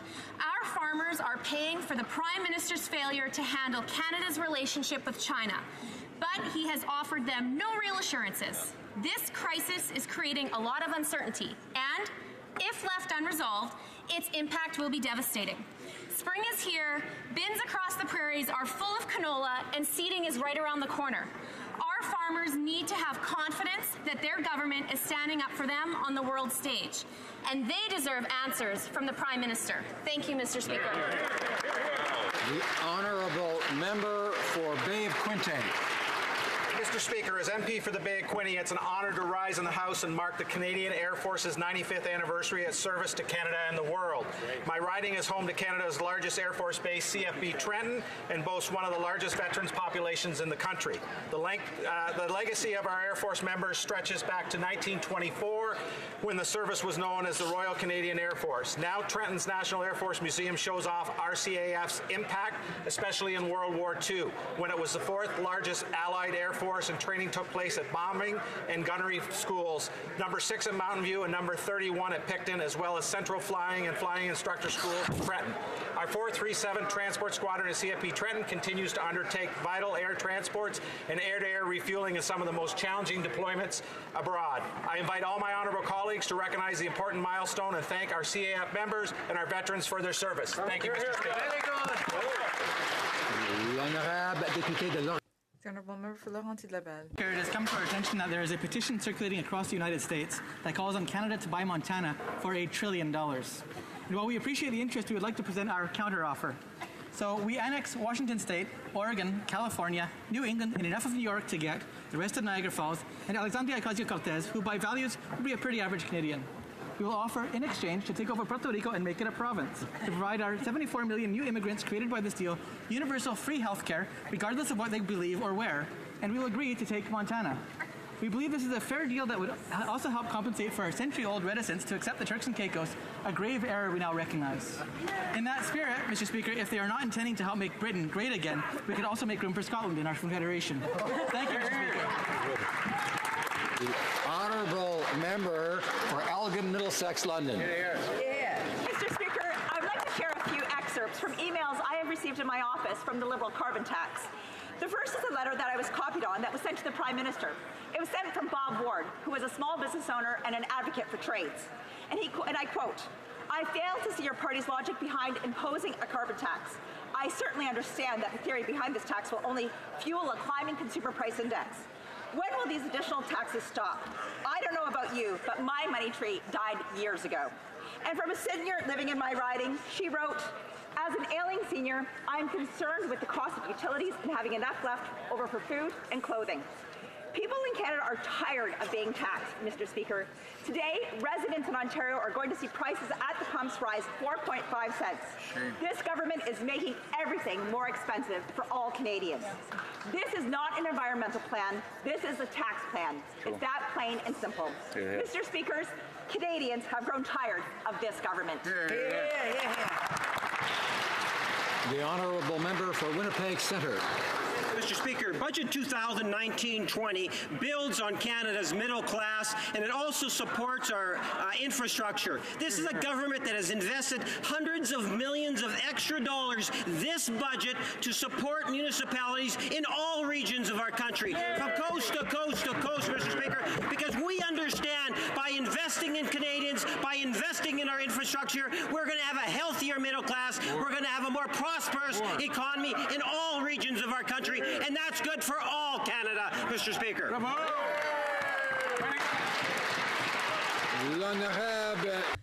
The Honourable Member for Sherbrooke.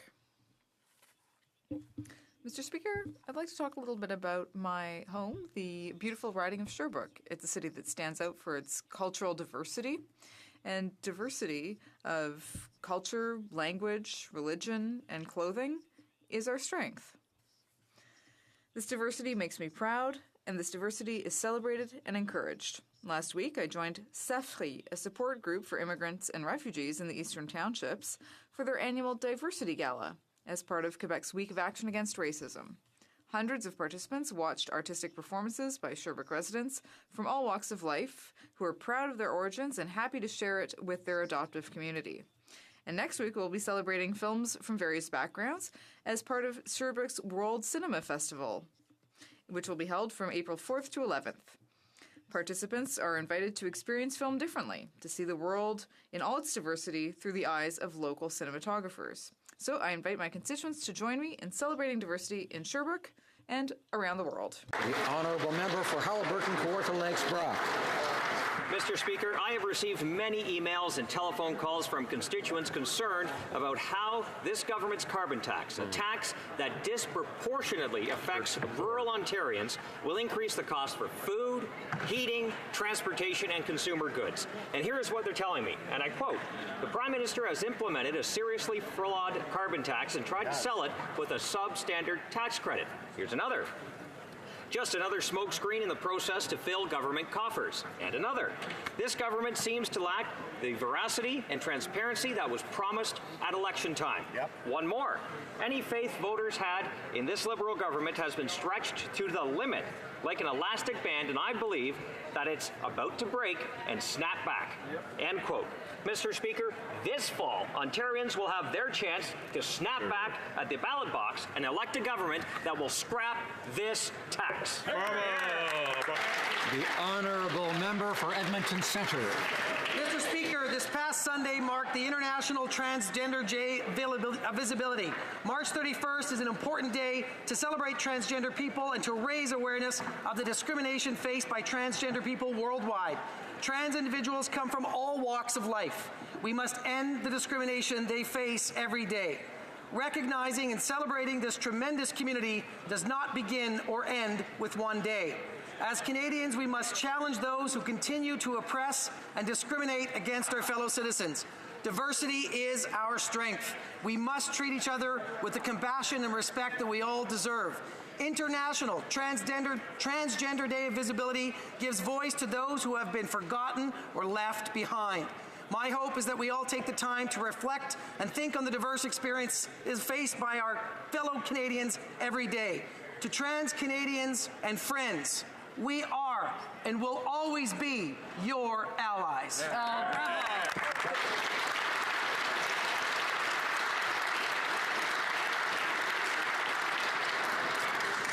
Questions orales. Oral questions. The Honourable Opposition House Leader. Information revealed in the tapes last week proved that the Prime Minister has not been telling the truth. The Prime Minister not only had the knowledge about the pressure being applied on the former Attorney General, but he and his office were in fact orchestrating it. As the clerk said, the Prime Minister wanted his way and he was going to get it. Now, I know I'm not allowed to say that the Prime Minister lied, so my question is this. Why did the Prime Minister give deceitful and false information to Canadians regarding the pressure he and his office applied to the former Attorney General?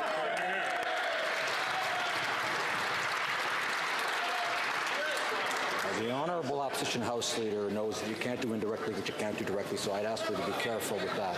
The Honourable Government House Leader. Mr. Speaker, it's important that Canadians be reminded that the Prime Minister gave unprecedented access to the former Attorney General. He waived sister-client privilege as well as cabinet confidence. It's also important to note that the Prime Minister has taken responsibility for the breakdown of communication within his office as well as with the clerk of the Privy Council. It's important to note that the Justice Committee looked at this matter for over 5 weeks. They actually held meetings in public so that Canadians could hear. And it's also important to note that the Conflict of Interest and Ethics Commissioner is currently studying this matter. Thank you, Mr. Speaker. Opposition House Leader. Mr. Speaker, Canadians are not buying the ever-changing saga that the Prime Minister is trying to peddle. First of all, he said there's nothing to see here.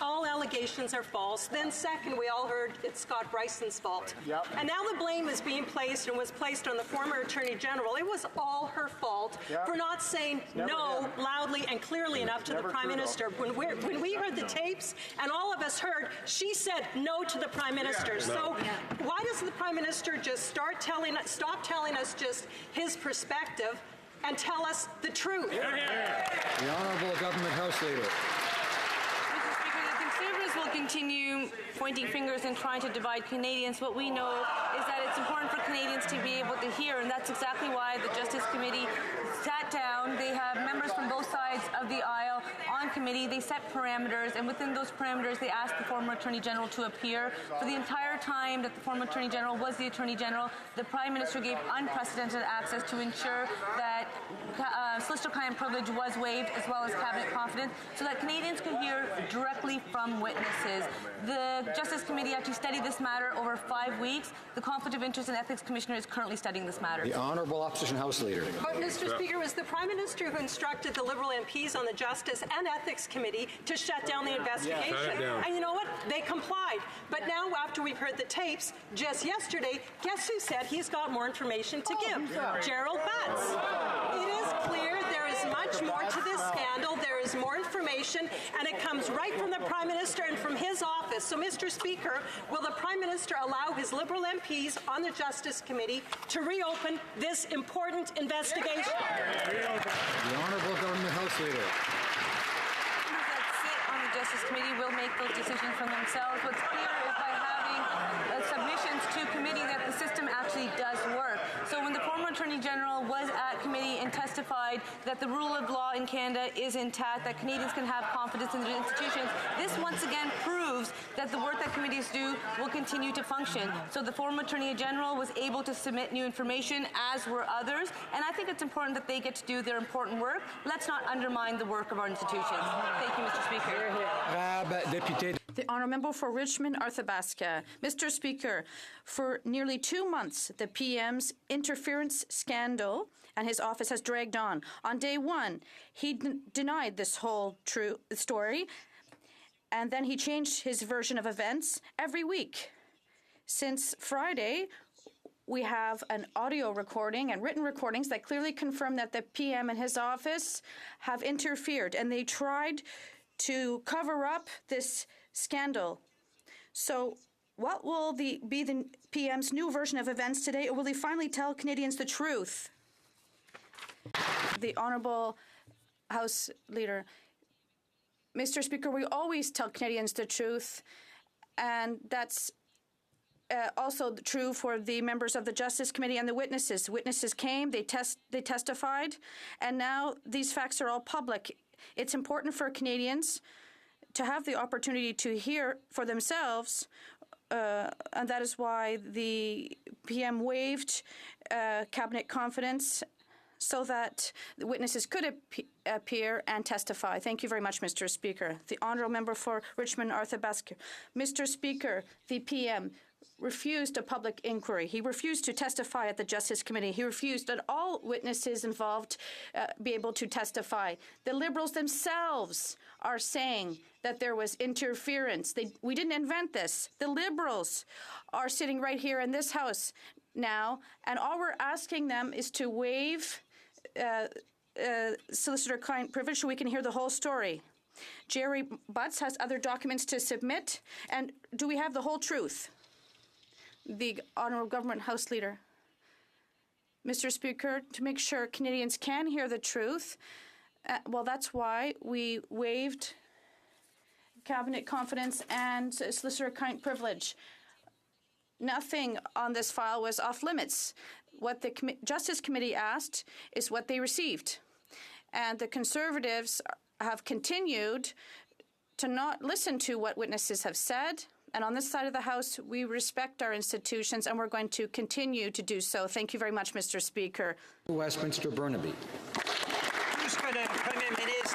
All that the Prime Minister has said for 2 months has been disproved, and the audio recording was made public on this scandal that involving the Prime Minister. The very principles that underpin our democracy are at stake: the rule of law, the independence of our judiciary, and equality in terms of Canada's institutions. The Prime Minister has lost his credibility.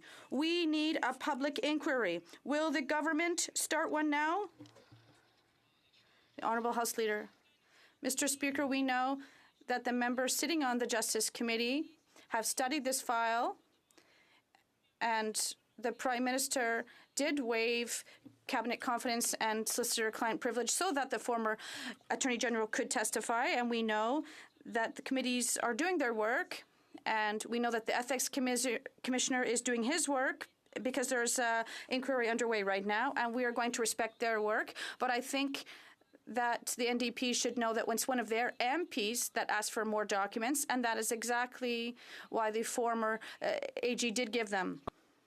This scandal is not going away. Every day there is fresh evidence that the Prime Minister and his chief advisors misled this House and misled Canadians. And no evidence so far has been as compelling and as devastating to the Prime Minister's case as the audio recording that Canadians heard this weekend. The Prime Minister should stop hiding or trying to talk his way out of this. He needs to do the right thing. Will he come clean with Canadians by calling a public inquiry now? Honourable Government House Leader. Mr. Speaker, the Justice Committee sat and they had witnesses appear. At every step, the opposition, including the NDP, said that the committee wouldn't meet. Witnesses wouldn't appear. They said that the former Attorney General would not be able to speak and share her story. The Prime Minister waived solicitor-client privilege as well as cabinet confidence to ensure that Canadians could hear everything that they should get to hear, because we believe that that is exactly how it should be. The former minister also confirmed that she had nothing further to offer a formal process. That's within her testimony, and we know that all facts are now on the table. Thank you, Mr. Speaker. Honourable Member for Disnethi-Missinippi, Churchill River. Last Wednesday, the Prime Minister and his Liberal Party friends laughed at the members of Grassy Narrows First Nation as they were thrown out of an exclusive fundraiser. They had no other chance to ask him directly for justice after decades of mercury poisoning in their community.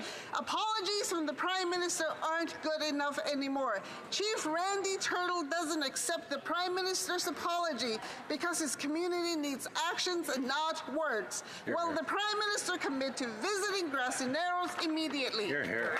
Minister of Crown Indigenous Relations. I thank the member for her question and for her advocacy. The people of Grassy Narrows have suffered for generations. We continue to work with the community to support their needs and remain steadfast in our commitment to build a health facility in the community. The minister is looking forward to meeting with Chief Turtle to determine how we can continue moving this critical work forward. It's imperative that we all work together, the Government of Canada, the province, and the community, to ensure that the people of Grassy Narrows get the support they need, like they didn't under 10 years of that government that's doing all the heckling.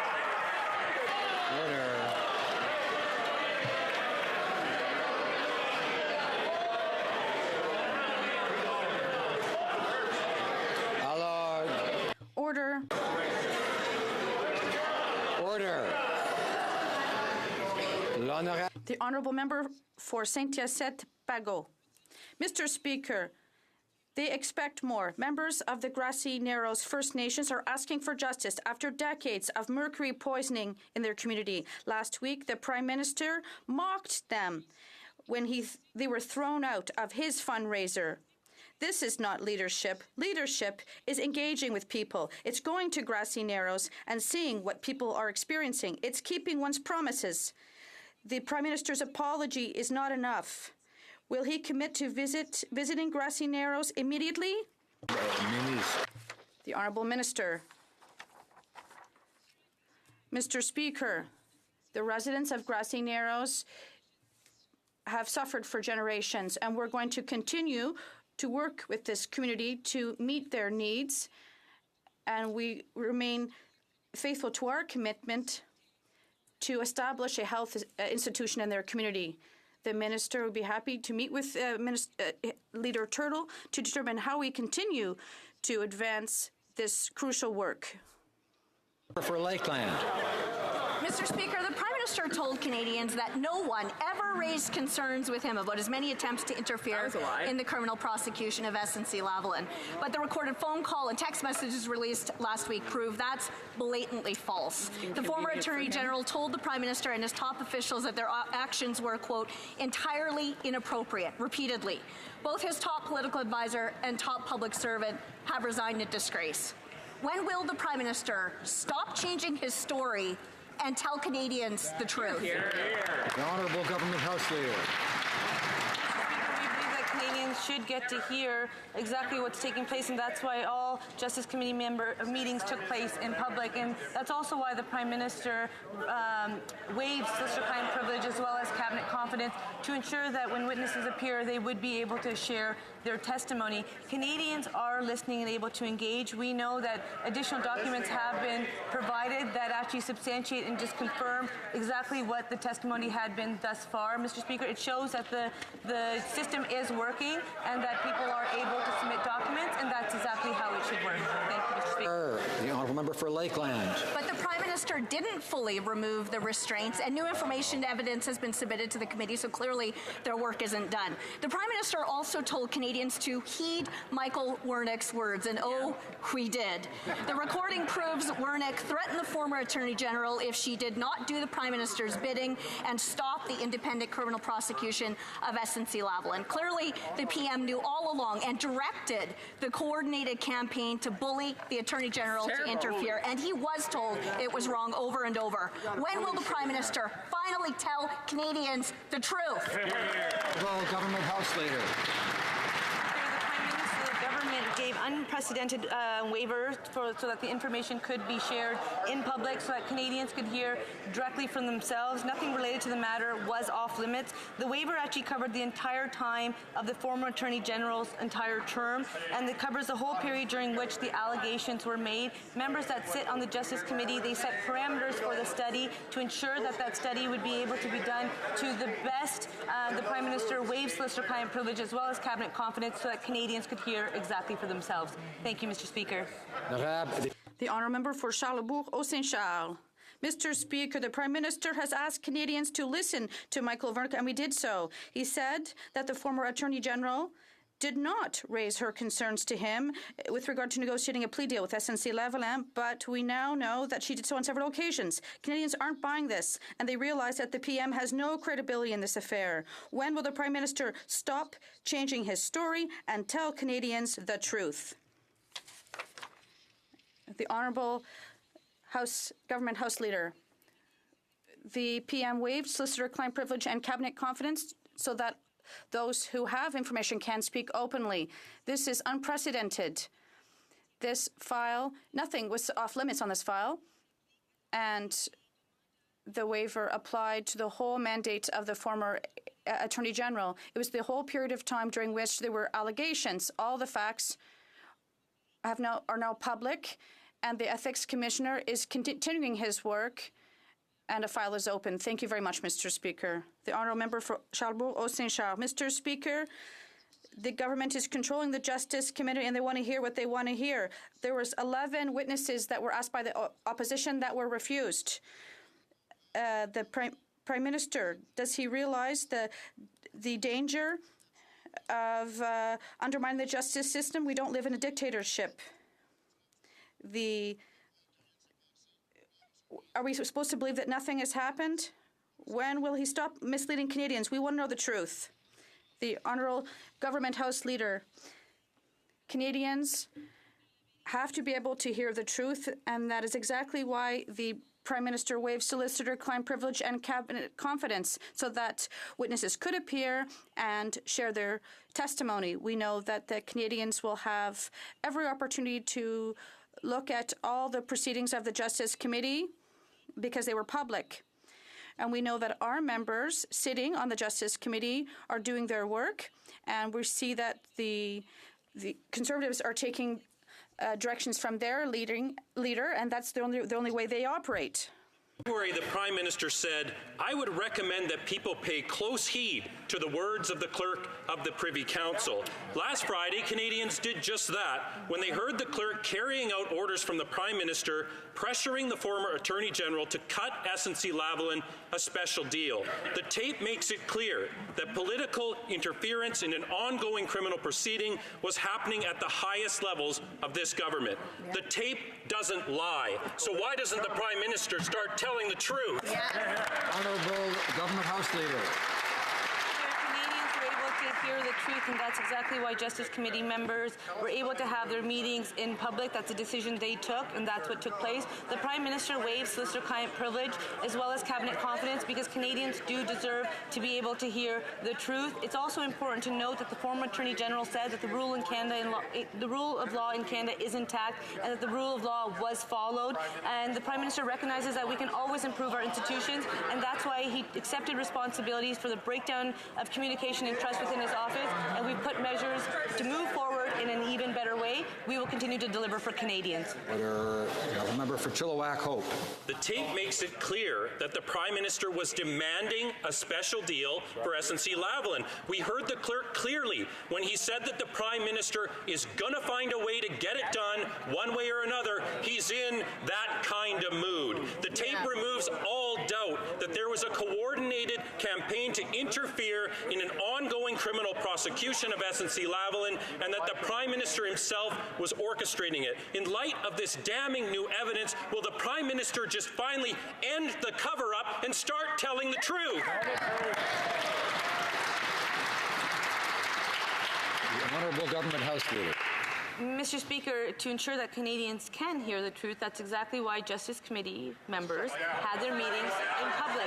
That's exactly why the Prime Minister waived solicitor-client privilege as well as cabinet confidence.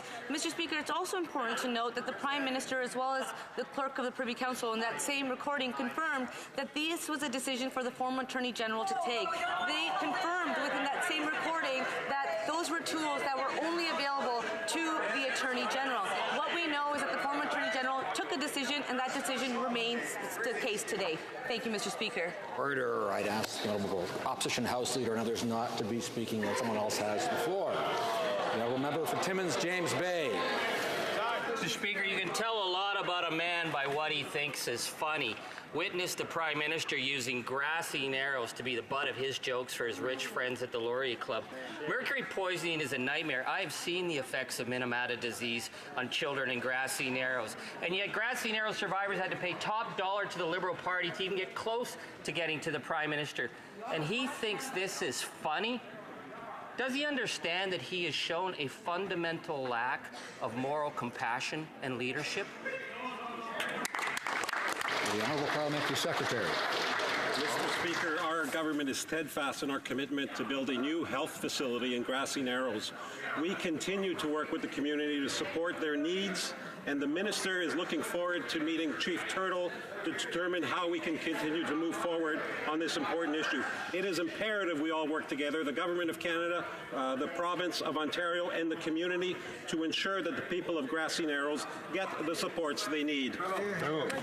For Timmins, James Bay. Well, he deserved better than cheap laughs from the Prime Minister, the frat boy, because he promised the people of Grassy Narrows that he would clean up that river, and he broke that promise. But he keeps his promises to his friends at the Laurier Club, which is why he sent Michael Wernick in to push 17 times in 17 minutes to get the Attorney General to overturn the SNC investigation. Thank you for your donation to the Liberal Party, even if it is an illegal donation. What happened to his promise of ethical and moral government? The Honourable Parliamentary Secretary to the Minister of Indigenous Services. Mr. Speaker, I am very proud of the work that we've done as a government. Since being elected in 2015, we have found $17 billion of new dollars to invest in education, in the environment, in infrastructure. We have removed 81 long-term water drinking advisories. Mr. Speaker, that party over there committed to balancing the budget at all costs. Thank God that Canadians thought different and elected us. The Honourable Member for Beauport Limoilou. Order. The honourable member for Beauport Limoilou. Mr. Speaker, last week, confidential information with regard to a Supreme Court appointment was reported in the media. Let's be clear. The objective of this media link was to lead Canadians to believe that there was a conflictual relationship between the PM and the AG, and this was recent. Everything points to the fact that this media leak came from the PM, and this was a smear campaign. He has tarnished the reputation of Glenn Joyal. Will the Minister of Justice investigate this breach of privacy? The Honourable Minister for Justice. We are proud of our process, not only for the appointment of judges at the Supreme Court, but also with regard to the selection of judges. Mr. Speaker, we're going to make sure that this will continue in the future, and we're going to appoint top quality judges through a reliable and transparent process. Eastman. Well, Mr. Speaker, in an attempt to undermine the credibility of the former Attorney General, the Prime Minister attacked the sitting Chief Justice of Manitoba. The former Attorney General didn't just pull his name out of a hat. It came from a list recommended by an independent panel. The Prime Minister doesn't respect the independence of our justice system, the confidentiality of the court appointment process, or whose reputation he drags through the mud. The Justice Minister has said this leak was inappropriate. Will there be an investigation into who from the Prime Minister's office did this leak? Honourable Minister of Justice. Speaker, we're proud of our judicial appointments process, both for superior courts across the country and for the Supreme Court of Canada. And Mr. Speaker, one of the reasons why we had to fix it was precisely because Prime Minister Harper at the time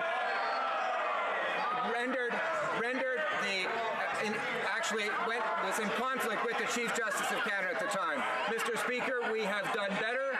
We have a process that is full of integrity, and we're going to continue forward in that direction. Order. I'm having trouble hearing the answers. We need to hear the questions and the answers. Order. The Honourable Member for Selkirk, Interlake Eastman.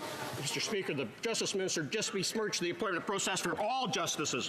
It's shocking that the Prime Minister thinks that he's above the law, whether it's pressuring his own Attorney General to influence the independent prosecutor or leaking details to damage the reputation of a sitting judge. This Prime Minister's government is corrupt. Canada's legal community, the OECD, and Transparency International have serious concerns about the Prime Minister's scandals. Will the Liberals launch an investigation into this leak? Yes or no? Honourable Government House Leader. Mr. Speaker, as I've stated on numerous occasions, we have confidence in our institutions, and that's why we know that committees can do their work. When it comes to one of the matters that the member has referenced, the Conflict of Interest and Ethics Commissioner is investigating this matter. We know that there's an ongoing court case. The former Attorney General, in her appearance at committee, confirmed that the rule of law in Canada is intact and that the law was followed at all times. We recognize that we can always strengthen and improve our institutions, and that's why this government has taken measures to ensure that we continue working hard, raising the bar, so that we deliver for Canadians. Thank you, Mr. Speaker. Member for Niagara Falls. Order. Mr. Speaker, I don't know why this is always so difficult for the Liberals here. Last week, the Manitoba Bar Association issued a very scathing statement regarding the confidentiality of the judicial selection process by the compromisation of Chief Justice Joyal's recommendation. Now, this serious breach of confidentiality under the Liberals has violated that justice's privacy and undermines Canadians' confidence in our judicial process. So, Mr. Speaker, why is it so difficult for him to do the right thing, contact the Privacy Commissioner, and get an investigation of this? That's what should be done. It shouldn't be that difficult. The Honourable Minister of Justice. Speaker, we have put into place a judicial appointment process across Canada for both the Supreme Court as well as for Superior Court justices that is unparalleled, Mr. Speaker, in its rigor, its transparency, and in its outcomes. We've appointed outstanding judges, over 260 since we took office, Mr. Speaker, and will continue to do that. Member for Windsor-Tecumseh. Mr. Speaker, families in Windsor will pay the price because Liberals again refuse to fight for them. Fiat Chrysler will eliminate the third shift at the Windsor Assembly Plant. That's 1,500 jobs, plus the suppliers. This Prime Minister has done nothing to implement a national auto strategy. And every opportunity he had to save the manufacturing sector, he chose to abandon it. When will this Prime Minister finally stand up for Canadian workers and implement a national automotive manufacturing strategy and protect jobs? Here, here. The Honourable Minister of Innovation. We're very disappointed to hear about the news in Windsor. We know how difficult the FCA third shift shutdown was for the workers and their families.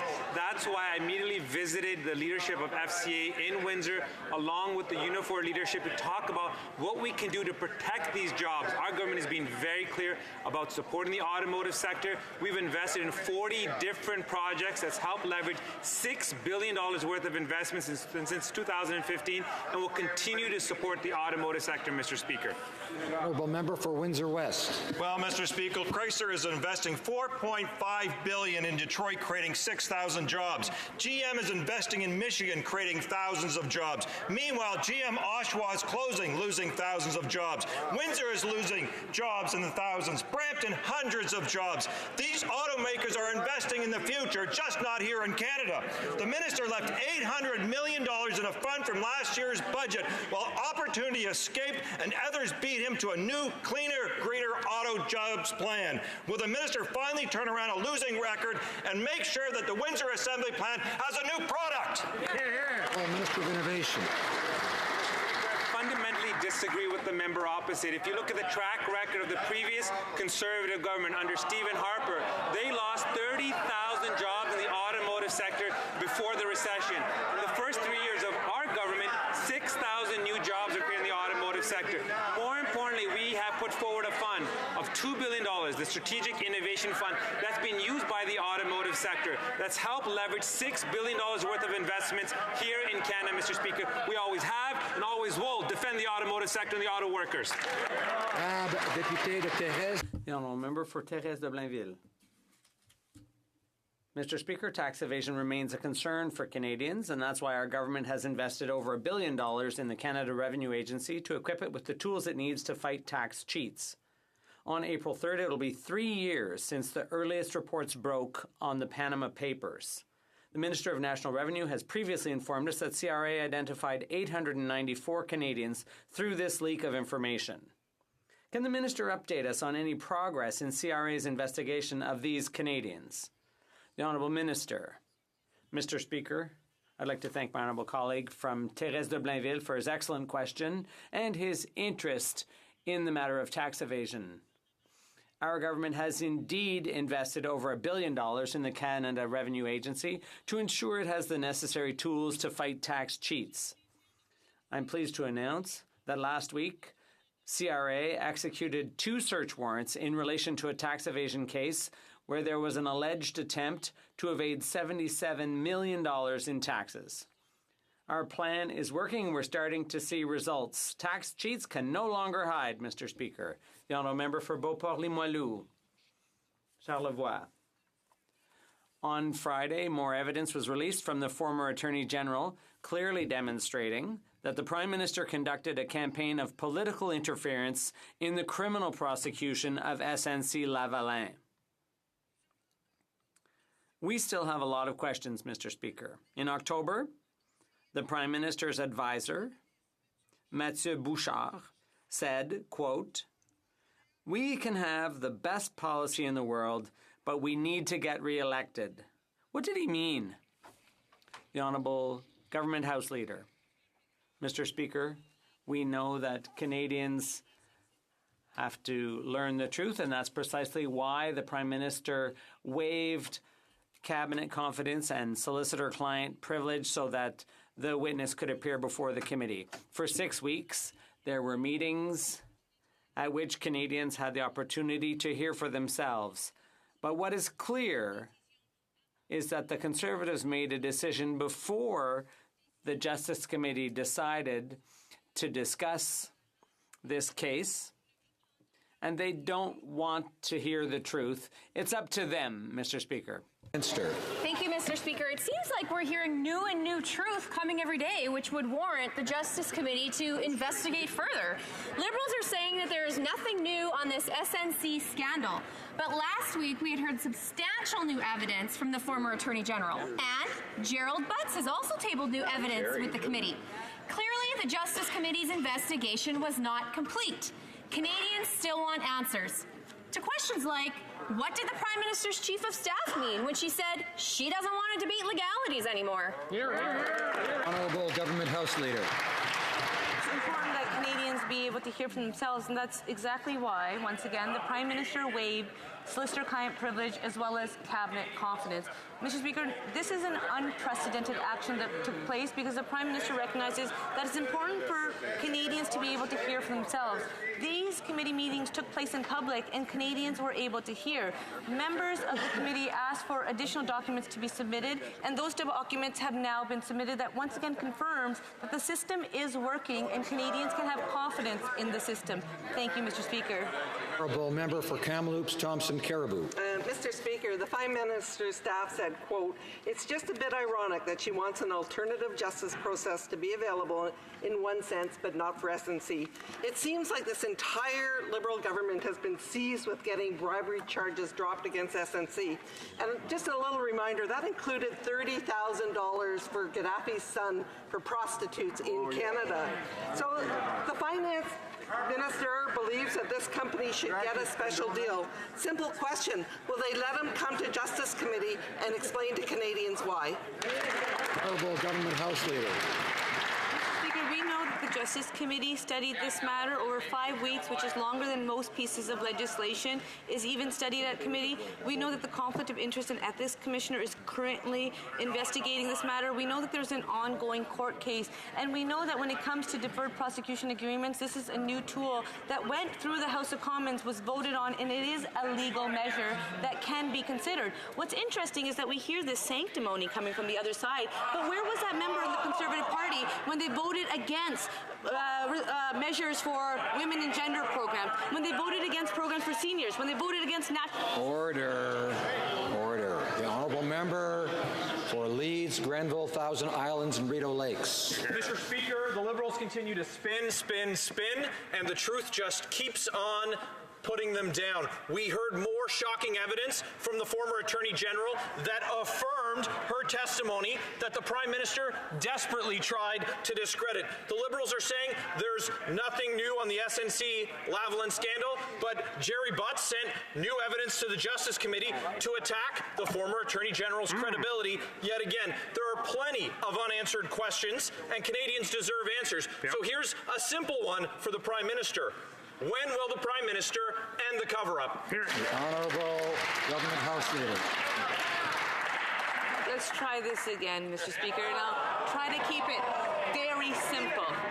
Members that sit on the Justice Committee, there are members from all parties that are recognized in the House that sit on the Justice Committee. They came together and they set parameters when it comes to the allegations that are currently being challenged or attacked by the opposition member. Then, Justice Committees were able to ask witnesses to appear. Witnesses appeared, and to ensure that Canadians could hear the truth, the Prime Minister waived solicitor-client privilege as well as cabinet confidence for the entire time for which the allegations were being challenged. Thank you. The Honourable Member for Saskatoon West.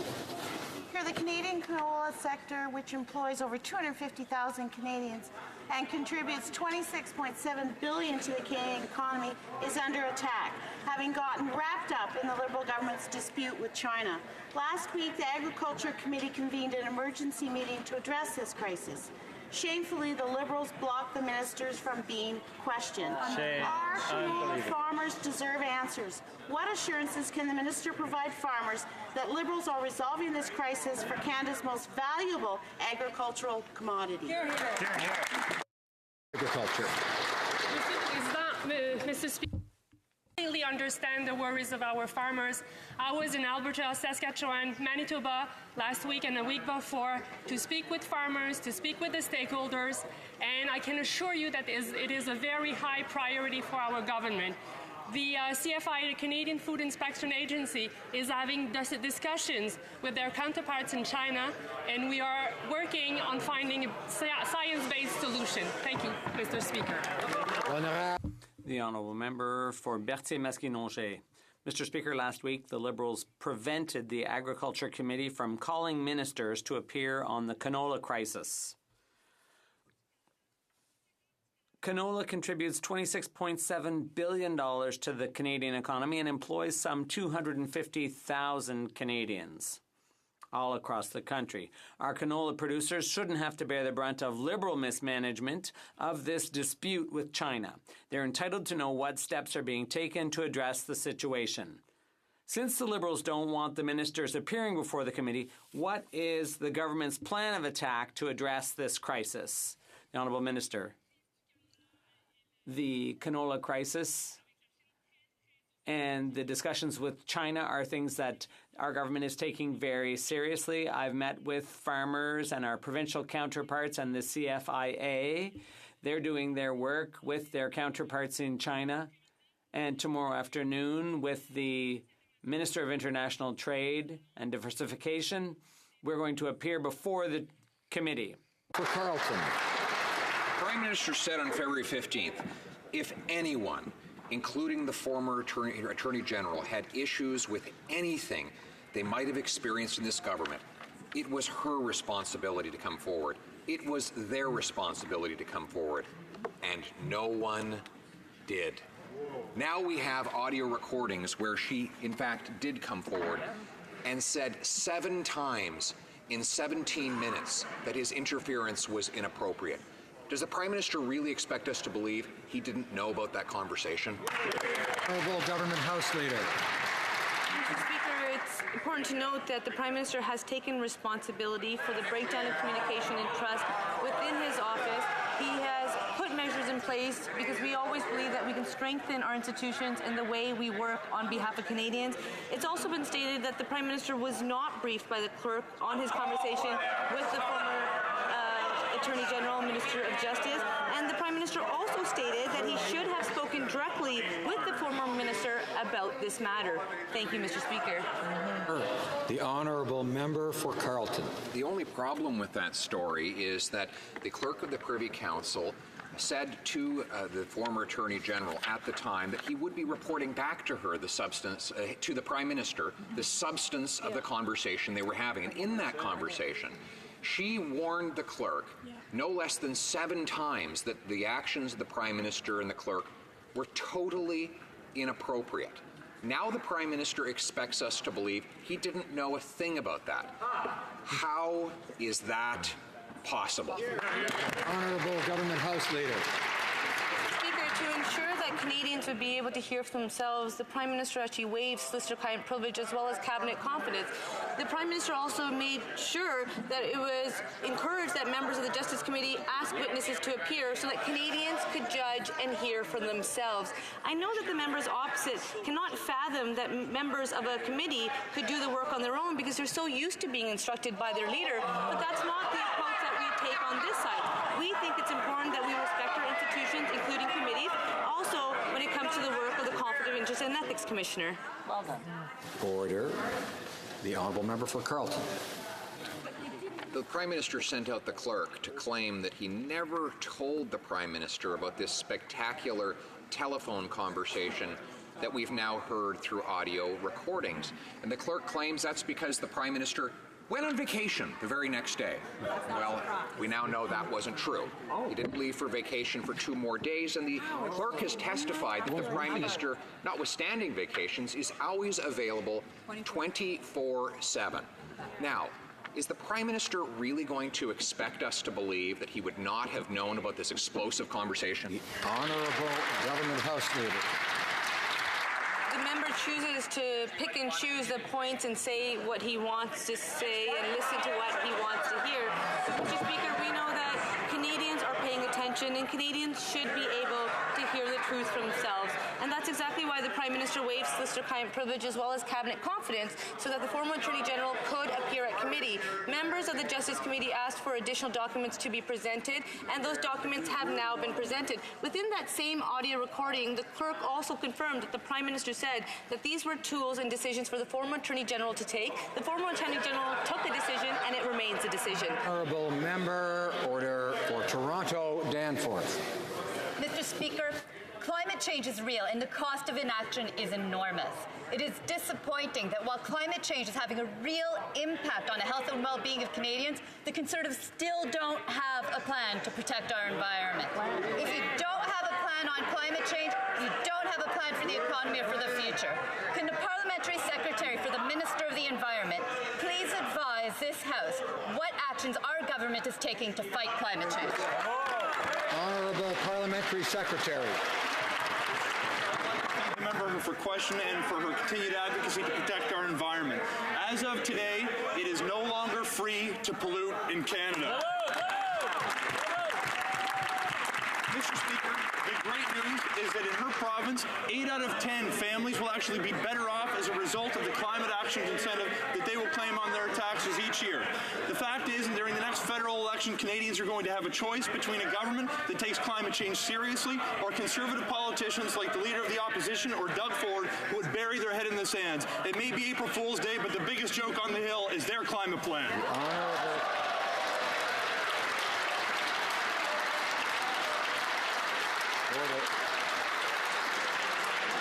The Honourable Member for St. Albert, Edmonton. Mr. Speaker, Prime Minister told Canadians to listen to Michael Wernick, and we did. And last week we heard new evidence that further proves that the Prime Minister directed a coordinated campaign to stop the criminal prosecution of SNC Lavalin, thereby interfering with the prosecutorial discretion of the former Attorney General. So, when will the Prime Minister stop changing his story and start telling the truth? Honourable Government House Leader. It was stated at committee that the rule of law in Canada is intact, that Canadians can have confidence in their institutions, and that the rule of law was followed. Mr. Speaker, the Prime Minister recognizes that we can always improve and strengthen our institutions, and that's why he acknowledged that there was a breakdown of communication and trust within his office, and he's put measures in place to ensure moving forward we have even stronger systems in place. And the Prime Minister also acknowledged that he should have spoken directly with the former minister on this matter, and I think that's important to note, is that the Conservatives are picking and choosing, but we should look at all the facts. Thank you, Mr. Speaker. The Honourable Member for Rimouski, Nejet, Témiscouata, Basque. Over 22 million Yemenis are in extreme distress due to a 4-year-long conflict. The Liberals announced $46.7 million in aid to Yemen in February. But Canada also authorized $15 billion worth of light armoured vehicle exports to Saudi Arabia in 2016, in addition to weapon sales of over $500 million. Those arms are being used to blockade Yemeni ports, preventing humanitarian aid from getting through. Mr. Speaker, what's the point in giving humanitarian aid with one hand and preventing it from reaching civilians with the other? Honourable Parliamentary Secretary for Consular Affairs. Saudi supports the peace talks in Yemen. We call on parties to fully implement their commitments and to bring peace to the people of Yemen. We call for full access to humanitarian aid. We have announced additional millions to go directly towards saving people's lives in Yemen, as was referred to. Our government has also yet a UN motion mandating the UN Human Rights Commissioner to send investigators to Yemen to investigate crimes against humanity. Thank you, Mr. Speaker. Bravo. The Honourable Member for Miramichi, Grand Lake. Canada are experiencing an infrastructure deficit after 10 years of neglect by the Harper Conservatives. For small communities, support from higher level of government is absolutely essential to getting crucial infrastructure built. Mr. Speaker, could the Minister of Economic Development inform the House of the recent steps our government has taken to help rural communities address infrastructure shortcomings? Honourable Minister of Rural Economic Development. Thank you, Mr. Speaker. And I'd like to thank my honourable colleague for his question. Rural municipalities are eager to get infrastructure projects done, and we know how important it is for them to have a dependable cooperative partner in the federal government. Absolutely. That's why in Budget 2019 we introduced a top-up of $2.2 billion, which will flow directly to municipal governments to get their infrastructure projects underway. While Conservatives across the country continue to show disrespect for municipalities, our government remains a dependable partner for rural communities. Thank you. The Honourable Member for for Barry Innisfil. After hearing the tape last Friday's, Canadians were able to get a clear picture of just how far the Prime Minister and his operatives were willing to go to stop the criminal proceedings of SNC-Lavalin. In fact, he being the Prime Minister, was quite determined on this, Michael Wernick said on the tape to the former Attorney General. The Prime Minister has changed his story several times, and we've reached the point where he needs to speak the truth to real power, the real power being the people of Canada. When will the Prime Minister come clean and finally tell Canadians the truth? Honourable Government House Leader. Mr. Speaker, Canadians deserve to get to hear the truth, and that's exactly why the Justice Committee was meeting in public, Mr. Speaker. And that's exactly why the Prime Minister waived solicitor-client privilege as well as cabinet confidence for the period of which the Justice Committee determined parameters for them to be able to study this matter. These meetings took place in public, Mr. Speaker, so that Canadians could judge for themselves. The Conservatives will continue to speculate and pick and choose points, but we have confidence that Canadians are able to see all of the facts because they are all on the table, they are all in public. Thank you, Mr. Speaker. The Honourable Member for Repentigny. At last, Mr. Speaker, at last, the Quebec government is paving the way to secular government. Because in Quebec, we believe the best way to protect all religions is for the government to have none. But the secularism bill came under attack by the Prime Minister before it could even be introduced. Will the Prime Minister promise to respect Quebec's intentions and not challenge Bill 21 in court? The Honourable Justice Minister. Mr. Speaker, our government has always defended the fundamental rights of all Canadians. The Canadian Charter of Rights and Freedoms protects the rights of all Canadians. You cannot pick and choose what you're going to protect and what you're not going to protect. Our position is clear, Mr. Speaker. It is not for government to dictate to people what they may or may not wear or believe.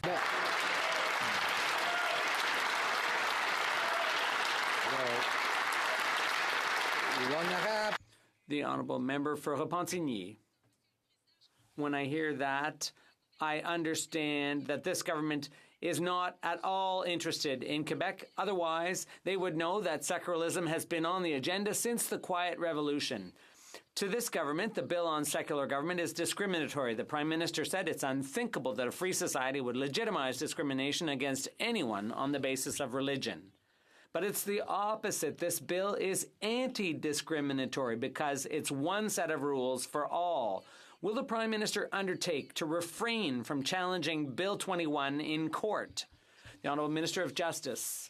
Mr. Speaker, Canada is a secular country, and that's reflected in all our institutions. Government officials have the right to display their beliefs, and no one should have to choose between their religious beliefs and employment. It's everyone's responsibility to protect fundamental rights. Any attempt to erode those rights is unacceptable. Canada is open, inclusive, and diverse. The Honourable Member for Repentigny. Mr. Speaker,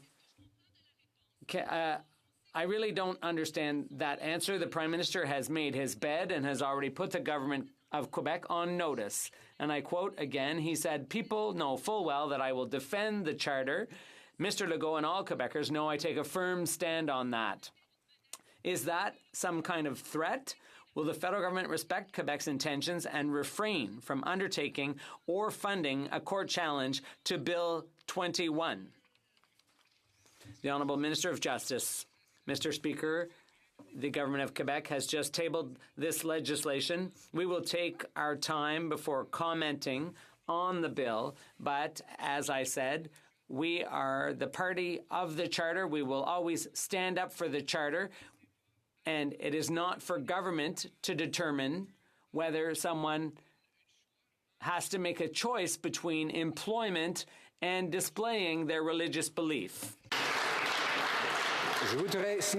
I'd like to point out to members that a former member of the House of Commons and former federal minister and former occupant of the chair and former Premier of Quebec, the Honourable Jean Charest, is present in the gallery.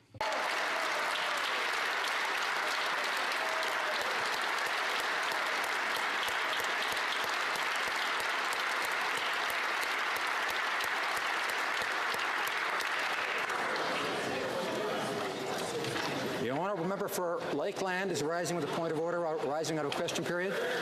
Thank you, Mr. Speaker. I do have a point of order arising from question period. In an answer to my question about the Prime Minister's cover-up about their SNC-Lavalin corruption scandal, the government House leader said that every committee of the every meeting of the Justice Committee was held in public. I do have a notice of meeting from March 19th that says the Justice Committee meeting was in camera, in other words, behind closed doors. That's where they shut down the investigation into the SNC-Lavalin corruption scandal. So I'd invite the House leader to correct the record and actually tell Canadians the truth and ask for unanimous consent. The honourable member has asked for unanimous consent to table the document. Is unanimous consent? No. Other than that, it appears to be debate. But go on to tabling of documents. The honourable, I don't see anyone rising. Pursuant to Section 15(3) of the conflict of, the Honourable Parliament Secretary, the Minister, the Government House Leader. Mr. Speaker, under tabling of documents, pursuant to Standing Order 36(8), I have the honour to table in both official languages the government's response to 14 petitions. The Honourable Parliament Secretary is a little ahead of himself, but that's fine, but I have a few tablings to do. Yes. As I was attempting to do when I was so rudely interrupted. Outrageously. Order. Sorry. Pursuant to Section 15(3) of the Conflict of Interest Code for members of the House of Commons, it is my duty to lay upon the table the list of all sponsored travel by members for the year 2018 with a supplement as provided by the Conflict of Interest and Ethics Commission. J'ai l'honneur de déposer sur le bureau. I have the honor to lay upon the table the report of the Canadian Interparliamentary Delegation considering their visit to Lebanon and Jordan from October 8th to 11th, 2018. I have the honor to lay upon the table the report of the Canadian Parliamentary Delegation concerning its visit to the Republic of Croatia and the Czech Republic from January 12 to 19, 2019. J'ai l'honneur. I have the honor to lay upon the table the report of the Chief Electoral Officer of Canada concerning the 2018 by-elections. This report is deemed sent to the Standing Committee on Procedure and House Affairs. Introduction of government bills. Statements by ministers. Report délégation. Reports from interparliamentary delegations. The Honourable Member for Brome-Missisquoi. Mr. Speaker, pursuant to Standing Order 34.1, I have the honour to present in both official languages the report of the Canada-France Interparliamentary Association concerning its participation in a visit to Paris and Lille in France from October 22nd to 25th, 2018. Honourable Member for... Second.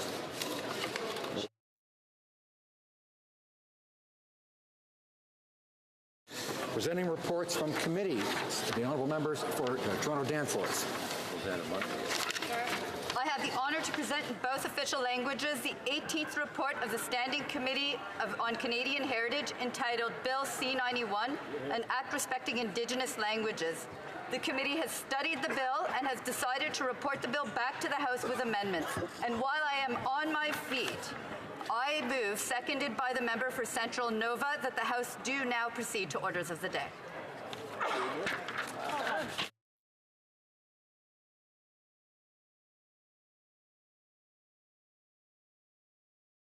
Ms. DeBruzen, seconded by Mr. Fraser, Central Nova, move that the House do now proceed to the orders of the day. It's the pleasure of the House to adopt the motion.